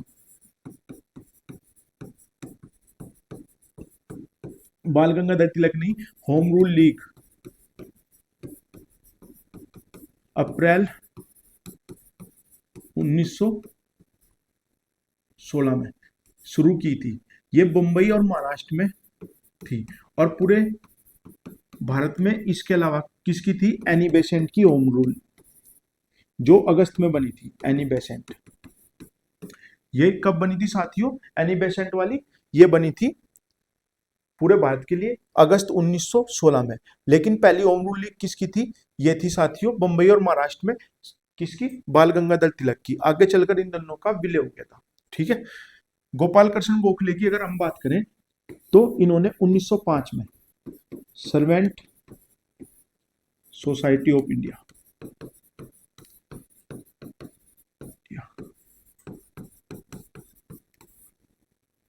की स्थापना की। और ये क्वेश्चन न जाने कितनी बार पूछा गया है कि सर्वेंट ऑफ इंडिया सोसाइटी की स्थापना किसने की थी। ठीक है, इन्हें जो है आर्थिक और राजनीतिक पकड़ इतनी मजबूत थी कि महात्मा गांधी ने इन्हें अपना राजनीतिक गुरु घोषित किया था। और करने का कारण भी क्या था साथियों, जब महात्मा गांधी को दक्षिण अफ्रीका में जेल हो गई थी तो उनका मुकदमा लड़ने के लिए और उनकी जमानत करवाने के लिए कौन गए थे, गोपाल कृष्ण गोखले। तभी से उन्होंने इसे अपना राजनीतिक गुरु मान लिया था। 1909 में जब भारत आए थे महात्मा गांधी, तब इन्होंने उन्हें पूरे भारत का भ्रमण करने की सलाह दी थी, उसके बाद ही राजनीति में आने की सलाह दी थी। ठीक है, राजनीतिक गुरु गोपाल कृष्ण गोखले। दूसरा, इन्होंने सर्वेंट सोसाइटी ऑफ इंडिया की स्थापना की और साथियों इन्हें भारत का राजनीति और आर्थिकी के अधिक जानकारी होने के कारण इन्हें भारत का ग्लेडस्टोन कहा जाता है। भारत का ग्लेडस्टोन की उपाधि किसके पास है साथियों, गोपाल कृष्ण गोखले। और महात्मा गांधी ने इनके ऊपर एक पुस्तक लिखी, धर्मात्मा गोखले। किसने लिखी है साथियों, महात्मा गांधी ने। कौन सी पुस्तक लिखी साथियों, गोपाल कृष्ण गोखले के ऊपर, धर्मात्मा गोखले। और गोपाल कृष्ण गोखले जो आज हम ये पढ़ते हैं ना आर्टिकल 21, ठीक है, आज जिस आर्टिकल 21 का ए 6 से 14 वर्ष तक के लिए निःशुल्क एवं अनिवार्य शिक्षा, इसका मसौदा भी किसने तैयार किया था साथियों, गोपाल कृष्ण गोखले ने। उन्होंने कहा था कि प्राथमिक शिक्षा जो है वो अनिवार्य, प्राथमिक शिक्षा अनिवार्य एवं निःशुल्क हो। ये आर्टिकल जो 21A है वो किसकी देन है साथियों, वो गोपाल कृष्ण गोखले की देन है। इन्होंने 2 बार सुधारक और हितवाद, इनके 2 जो न्यूज़पेपर थे वो थे सुधारक और हितवाद, ये भी आप याद रखोगे। ठीक है, उम्मीद है ये सब आपके समझ में आ गया होगा। और ये सारे के सारे फैक्ट जो है ना साथियों, ये क्वेश्चन के रूप में है।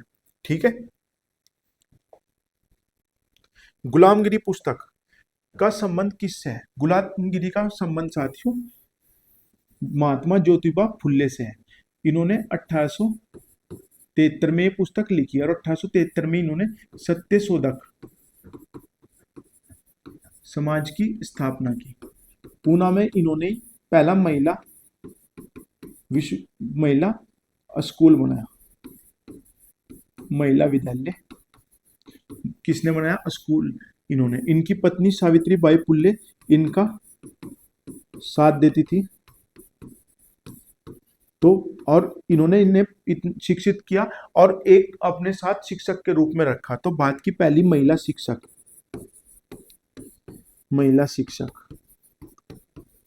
वो भी कौन थी साथियों? सावित्री बाई फुल्ले।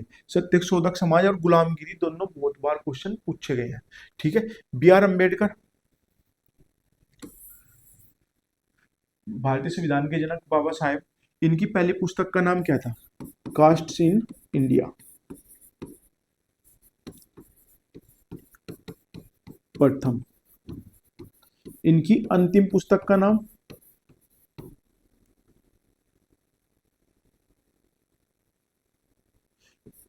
अंतिम पुस्तक थी इनकी Buddha and his Dhamma. Buddha and his Dhamma, ये इनकी लास्ट पुस्तक थी। इनकी आत्मकथा कौन सी थी साथियों? Waiting for visa. वीजा। और सबसे फेमस पुस्तक थी इनकी एनिहिलेशन, लेसन ऑफ कास्ट, जातियों का अंत। पहली पुस्तक पूछे बी आर अम्बेडकर की तो कास्ट्स इन इंडिया, अंतिम पुस्तक पूछे बुद्ध एंड हिज धम्म, और इनकी आत्मकथा वेटिंग फॉर वीजा। और फेमस प्रसिद्ध पुस्तक ये चारों पूछी गई है। एनिहिलेशन ऑफ कास्ट, ये टैली के रूप में आई थी साथियों यूपी ट्रिपल एससी के एक एग्जाम में, कि पहली पुस्तक, अंतिम पुस्तक, आत्मकथा और प्रसिद्ध पुस्तक। ठीक है, तो आप इन चारों को याद रखोगे। पेरियार रामास्वामी, पेरियार रामास्वामी की है सच्ची रामायण। सच्ची रामायण।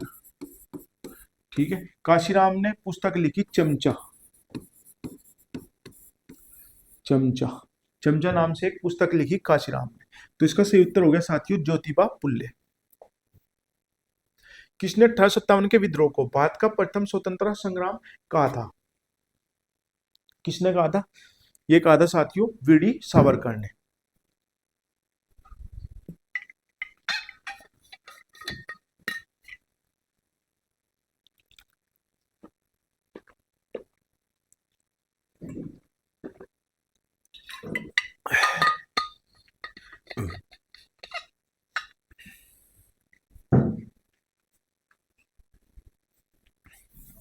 ये किसने कहा था साथियों? वीडी सावरकर ने। इन्होंने इसे भारत का प्रथम स्वतंत्रता संग्राम कहा था।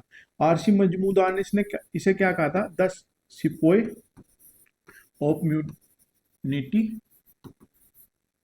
Revolt of India. ठीक है। और इन्होंने आरसी मजूमदार ने को पहले सरकार ने किसके लिए रखा था साथियों? किसके लिए रखा था? पुस्तक रखने के लिए। लेकिन यहाँ पर क्या हुआ, सरकार और मजूमदार के बीच में विरोध हो गया, तो इन्होंने अपनी पुस्तक अलग से निकाली थी, the sepoy of mutiny and revolt.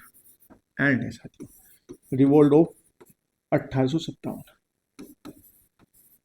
ठीक है। सर सैयद अहमद खान की पुस्तक का नाम क्या था साथियों? इनकी पुस्तक का नाम था साथियों असबाब बगावत हिंद। असबाब ए बगावत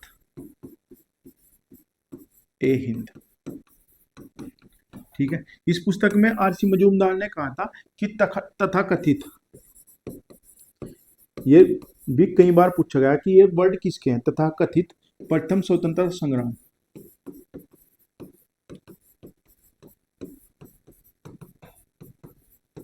न तो प्रथम था,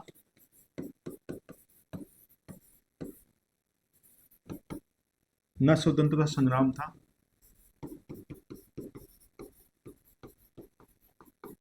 संग्राम था, और न राष्ट्रीय था। राष्ट्रीय था। इसका कारण क्या था? ना तो प्रथम था क्योंकि उससे पहले वेल्लोर आदि कई जो में थे स्वतंत्रता संग्राम वो हो चुके थे। ठीक है। स्वतंत्रता संग्राम नहीं था क्योंकि हर राजा अपने लिए लड़ना चाहता, उनकी भारत के पूरे देश से कोई संबंध नहीं था। और राष्ट्रीय इसलिए नहीं था क्योंकि पूरे जनमानस जैसे पंजाब, बंगाल, उड़ीसा आदि जो प्रमुख राज्य थे उन्होंने इसमें हिस्सा नहीं लिया। ठीक है साथियों। और जो सरकारी किताब थी उसका क्या नाम था साथियों? S N Sen. कि जो पुस्तक थी उसका नाम था 1857, जिसे कि सरकारी किताब माना जाता है, क्योंकि सरकार के कहने पर यह बुक इन्होंने लिखी थी। ठीक है। और इंडियन स्ट्रगल फॉर इंडिपेंडेंस ये किसकी पुस्तक थी? विपिन चंद्र पॉल की। Indian struggle for independence, Vipin Chandra Paul की पुस्तक का नाम था इंडियन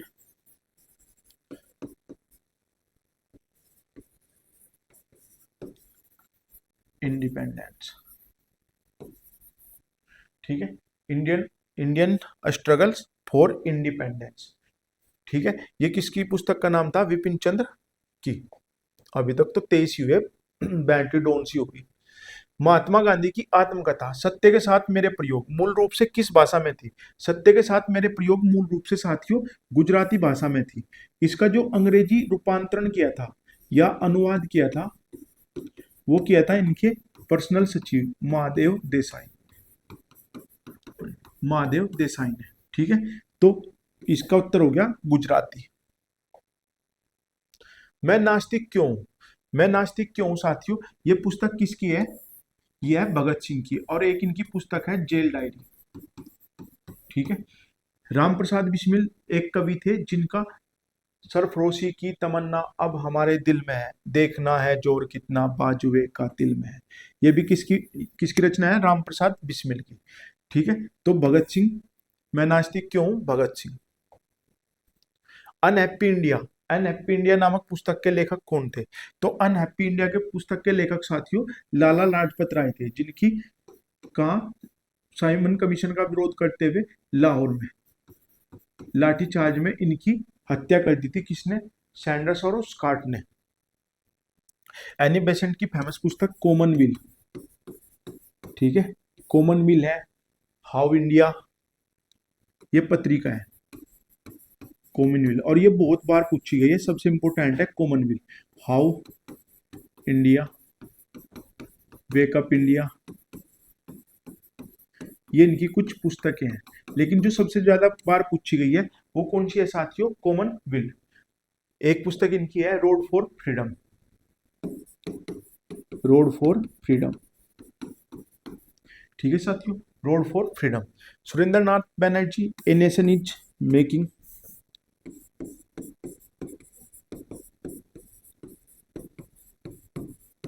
और इनका वो किससे जुड़ता है? Garden tea party. ठीक है, इन्हें किसके संस्थापक माना जाता है? Indian association.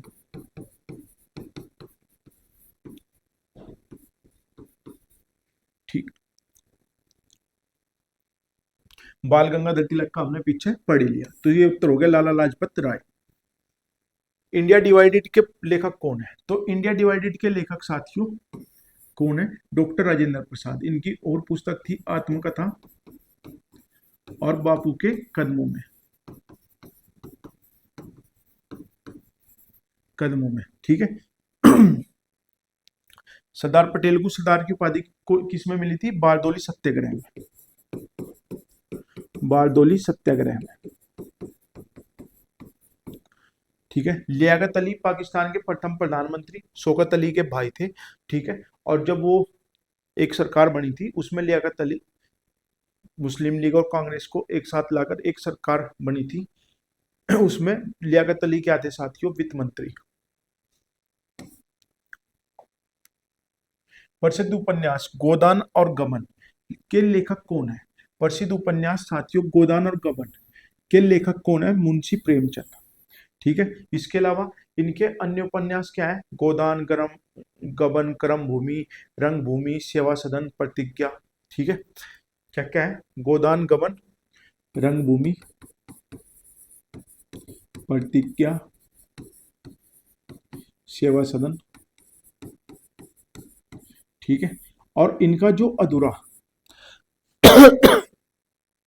इनका जो अधूरा उपन्यास था उसका नाम था साथियों मंगलसूत्र, और इसे किसने पूरा किया था? इनके पुत्र अमृत राय ने।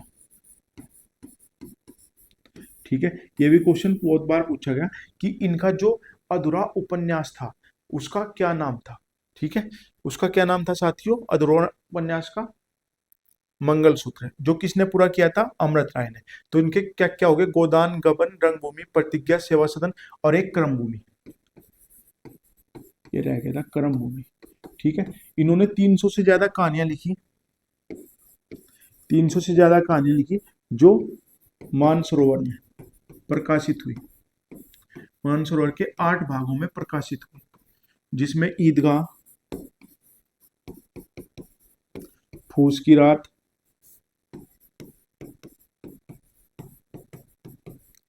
बड़े घर की बेटी, नमक का दरोगा, नमक का दरोगा, बड़े घर की बेटी, फूस की रात, दो बैलों की जोड़ी,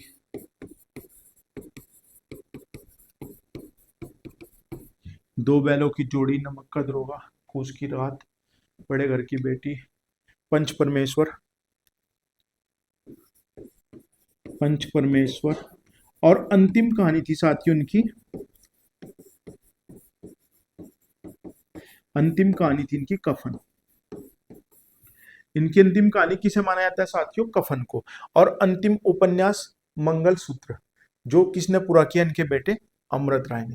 जयशंकर प्रसाद की पुस्तक क्या है? कामियानी और आंसू, कामयानी आंसू। ठीक है, तो इसका उत्तर हो गया मुंशी प्रेमचंद। कामयानी महाकाव्य के रचयिता कौन है? तो कौन है साथियों? सूर्यकांत त्रिपाठी नहीं, ये अभी तो बताया, जयशंकर प्रसाद। और इनकी एक पुस्तक कौन सी थी? आंसू। सुमित्रानंदन पंत जिन्हें क्या कहा जाता है? प्रकृति का सुकुमार कवि, प्रकृति का सुकुमार कवि। और इनकी पहली पुस्तक थी चितंबरा, जिसे 1968 में ज्ञानपीठ पुरस्कार मिला। ठीक है, महादेवी वर्मा को कब मिला? 1982 में। किसके लिए? यामा। और महादेवी वर्मा को क्या कहा जाता है साथियों? महादेवी वर्मा को कहा जाता है साथियों आधुनिक मीरा। ठीक है, तो इसका उत्तर हो गया जयशंकर प्रसाद। राष्ट्रवादी कवि रामधारी दिनकर को उर्वशी के लिए ज्ञानपीठ पुरस्कार किस वर्ष प्रदान किया गया? इसे बताओ साथियों। मैं एक मिनट टाइम देख लूं।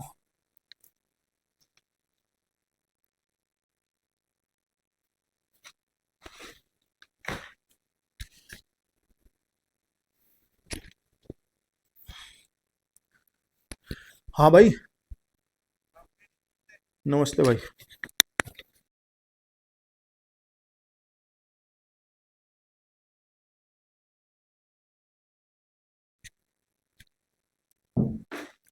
रामधारी सिंह दिनकर को ज्ञानपीठ पुरस्कार किस वर्ष मिला साथियों? 1972 में। 1968 में पहला हिंदी में किसे मिला था? चिदम्बरा को। और साथियों पहला ज्ञानपीठ पुरस्कार किसे मिला था?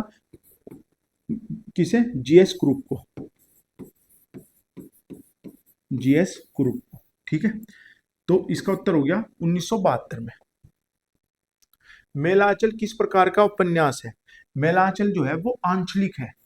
और किसने लिखा साथियों? फणीश्वर नाथ रेणु ने। तो इसका उत्तर हो गया बी। गुनाहों का देवता उपन्यास किसका है? तो गुनाहों का देवता साथियों किसका है? धर्मवीर भारती का। और एक इनका है सूरज का सातवां घोड़ा। ये भी बहुत बार क्वेश्चन पूछा गया है। सूरज का सातवां घोड़ा किसकी रचना है? धर्मवीर भारती की। गुनाहों का देवता। राग दरबारी उपन्यास के लेखक कौन है? तो राग दरबारी उपन्यास के लेखक हैं साथियों श्रीलाल शुक्ल। कौन है? श्रीलाल शुक्ल।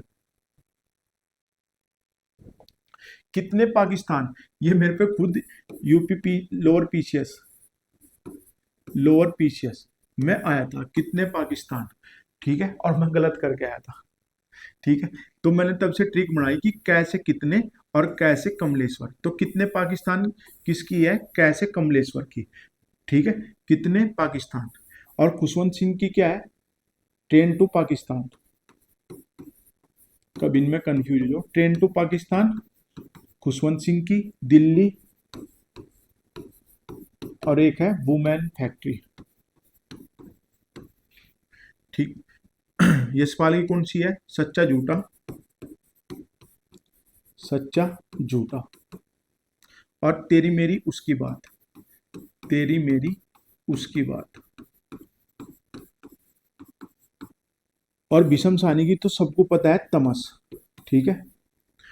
तो कमले कितने पाकिस्तान, कैसे कितने और कैसे कमलेश्वर। ठीक है, किसकी रचना है? कमलेश्वर की। खुशवंत सिंह की train to Pakistan, Delhi women's. और भीषम सानी की क्या है? तमस। मधुशाला किसकी रचना है? मधुशाला, मधुबाला, ये सब किसकी रचना है साथियों? हरिवंश राय बच्चन की। किसकी रचना है? अमिताभ बच्चन के पिताश्री की रचना मधुशाला। ठीक है, मधुबाला की भी इन्हीं की रचना है। तिलस्मी उपन्यास चंद्रकांता के लेखक कौन है? तो तिलस्मी उपन्यास चंद्रकांता के लेखक हैं साथियों, देवकीनंद खत्री। कौन है साथियों? देवकीनंद खत्री। तमस उपन्यास जो भारत विभाजन पर आधारित है, किसका है? यह है भीषम सानी का। किसका है साथियों? भीषम सानी का। यशपाल की मैंने आपको अभी बताई, सच्चा झूठा और तेरी मेरी उसकी बात। महादेवी वर्मा को किस पुस्तक का ज्ञानपीठ पुरस्कार मिला था? नीरजा, रश्मि या निहार। ठीक है, और एक और है, उन चारों को मिलाकर एक उपन्यास बना, एक साहित्य का वो बना, यामा। ठीक है, इन्हें 1982 में यामा के लिए मिला। आधुनिक मीरा के नाम से जाने जाने वाली Mahadevi Verma. Playing it my way, playing it my way किसकी रचना है साथियों? सचिन तेंदुलकर की। किसकी रचना है? तेंदुलकर की। राहुल द्रविड़ की कौन सी है? The wall. ठीक है, अनटोल्ड स्टोरी, इनके ऊपर मूवी बनी हुई है, untold story of MS Dhoni. ठीक है, रिक्की पोंटिंग की है प्लेवे कट। रिक्की पोंटिंग की प्लेवे कट, कट है जो प्ले। अभी बताना साथियों, याद आ जाएगी।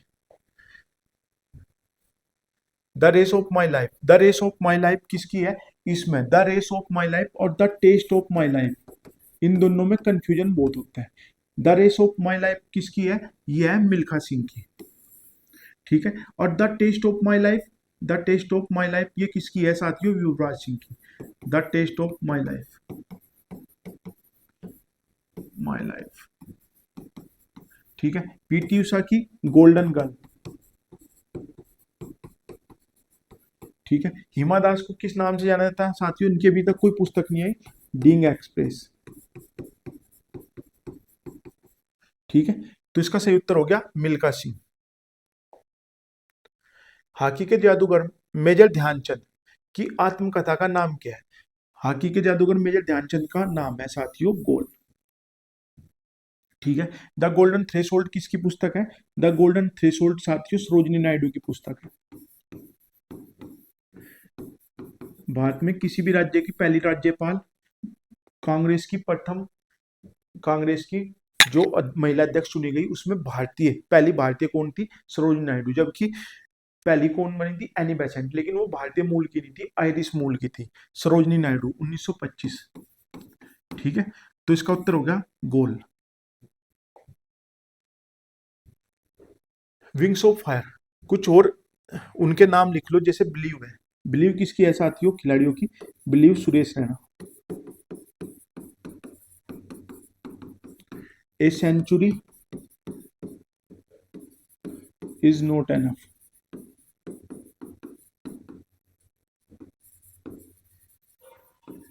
ए सेंचुरी इज नॉट एनफ किसकी है? यह है दादा की, Sourav Ganguly, Bengal tiger. No spin किसकी पुस्तक है साथियों? नो स्पिन पुस्तक है साथियों, no spin Shane Warne. Straight from my heart, my heart किसकी पुस्तक है? Straight of my heart Kapil Dev की। ठीक है, तो ये कुछ फेमस पुस्तक है जो कि उसकी है। एक मिनट, लाइट भाग गई, लाइट बंद कर दूं मैं।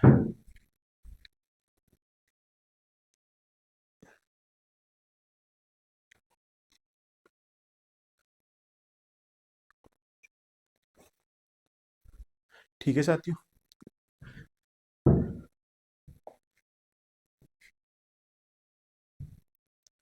विंग्स ऑफ फायर किसकी पुस्तक है साथियों?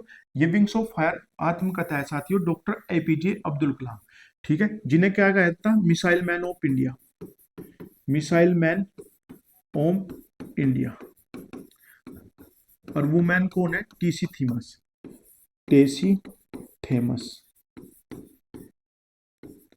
Women, missile woman of India Tessy Thomas, Tessy Tessy Thomas. Homi Jehangir Bhabha को क्या कहा जाता है साथियों? आधुनिक परमाणु का जनक, भारत का परमाणु जनक। ठीक है, विक्रम साराभाई को अंतरिक्ष जनक,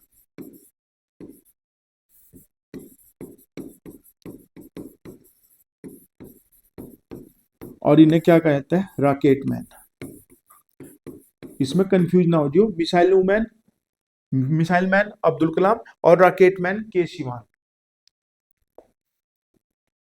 सनी डेज, सनी डेज किसकी पुस्तक है साथियों? सुनील गावस्कर की, स्टार ग्लोजिंग। किसकी है? रवि शास्त्री की। Saurav Ganguly, a century is not enough. ठीक है, कपिल देव की स्ट्रेट फ्रॉम माई हार्ट। ठीक है, और कपिल देव को क्या कहा जाता है साथियों? Haryana hurricane, Haryana hurricane. सौरभ गांगुली को दादा, सुनील गावस्कर को little master, little master.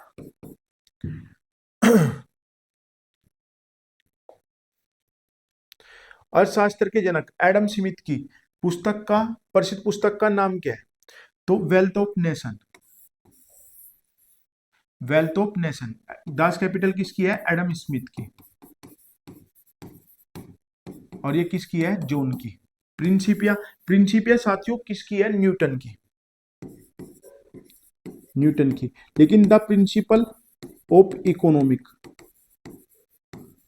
Of economic यह है अल्फ्रेड मार्शल की, अल्फ्रेड मार्शल। ठीक है, जॉन मिन किंग्स, जॉन माइंड किंग्स।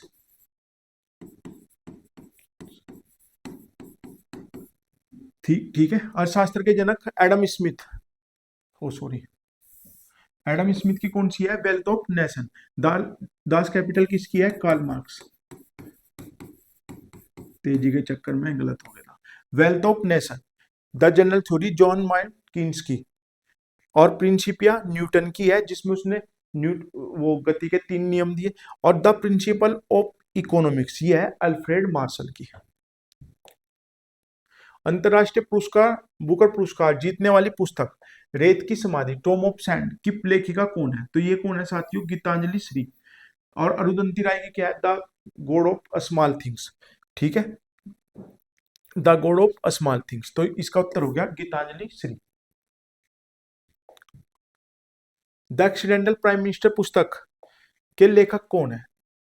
तो इसके लेखक है, प्रधानमंत्री के कार्यकाल पर आधारित है।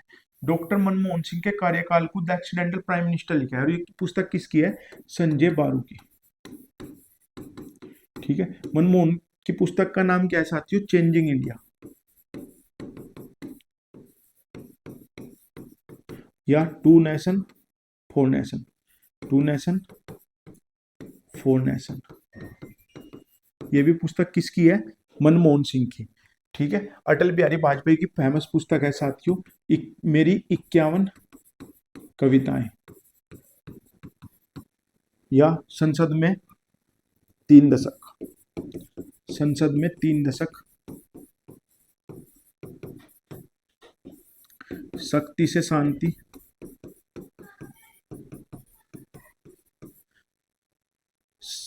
संसद में 3 दशक या शक्ति में शांति किसकी है साथियों? अटल बिहारी की। और पीवी नरसिंह के है चेंजिंग इंडिया। गेम चेंजर किसकी है? ये है Modi ji. War and piece किसकी पुस्तक है साथियों? वार एंड पीस किसकी है? लियो टोल्स्टॉय की। किसकी है? टोल्स्टॉय की। मिडनाइट चिल्ड्रन किसकी पुस्तक है साथियों? यह है सलमान रश्दी की। मिडनाइट चिल्ड्रन किसकी है साथियों? सलमान रश्दी की। अरविंद अडिगा की कौन सी है? The white tiger. ठीक है। Point five some mistake, half girlfriend, जितने भी हाफ पहले आद्य अक्षर आएंगे यानी टू स्टेट, वो सारी रचनाएं किसकी हैं? चेतन भगत की। फियरलेस गवर्नेंस किसकी रचना है साथियों? तो ये रचना है साथियों किरण बेदी की। किसकी है? किरण बेदी की। A suitable boy, a suitable boy किसकी पुस्तक है साथियों? विक्रम सेठ की। किसकी रचना है साथियों? विक्रम सेठ की। तो ये थे आज की क्लास के 50 क्वेश्चन, लेकिन आप जब इन्हें काउंट करोगे तो लगभग ये 450 क्वेश्चन हमने आपको इस वीडियो में कराए हैं। और आप जो अपने होम गार्ड का पेपर दे के आओगे तो देखोगे कि कितने क्वेश्चन इसमें से मिलते हैं। ठीक है। Best of luck. जय हिंद, जय भारत।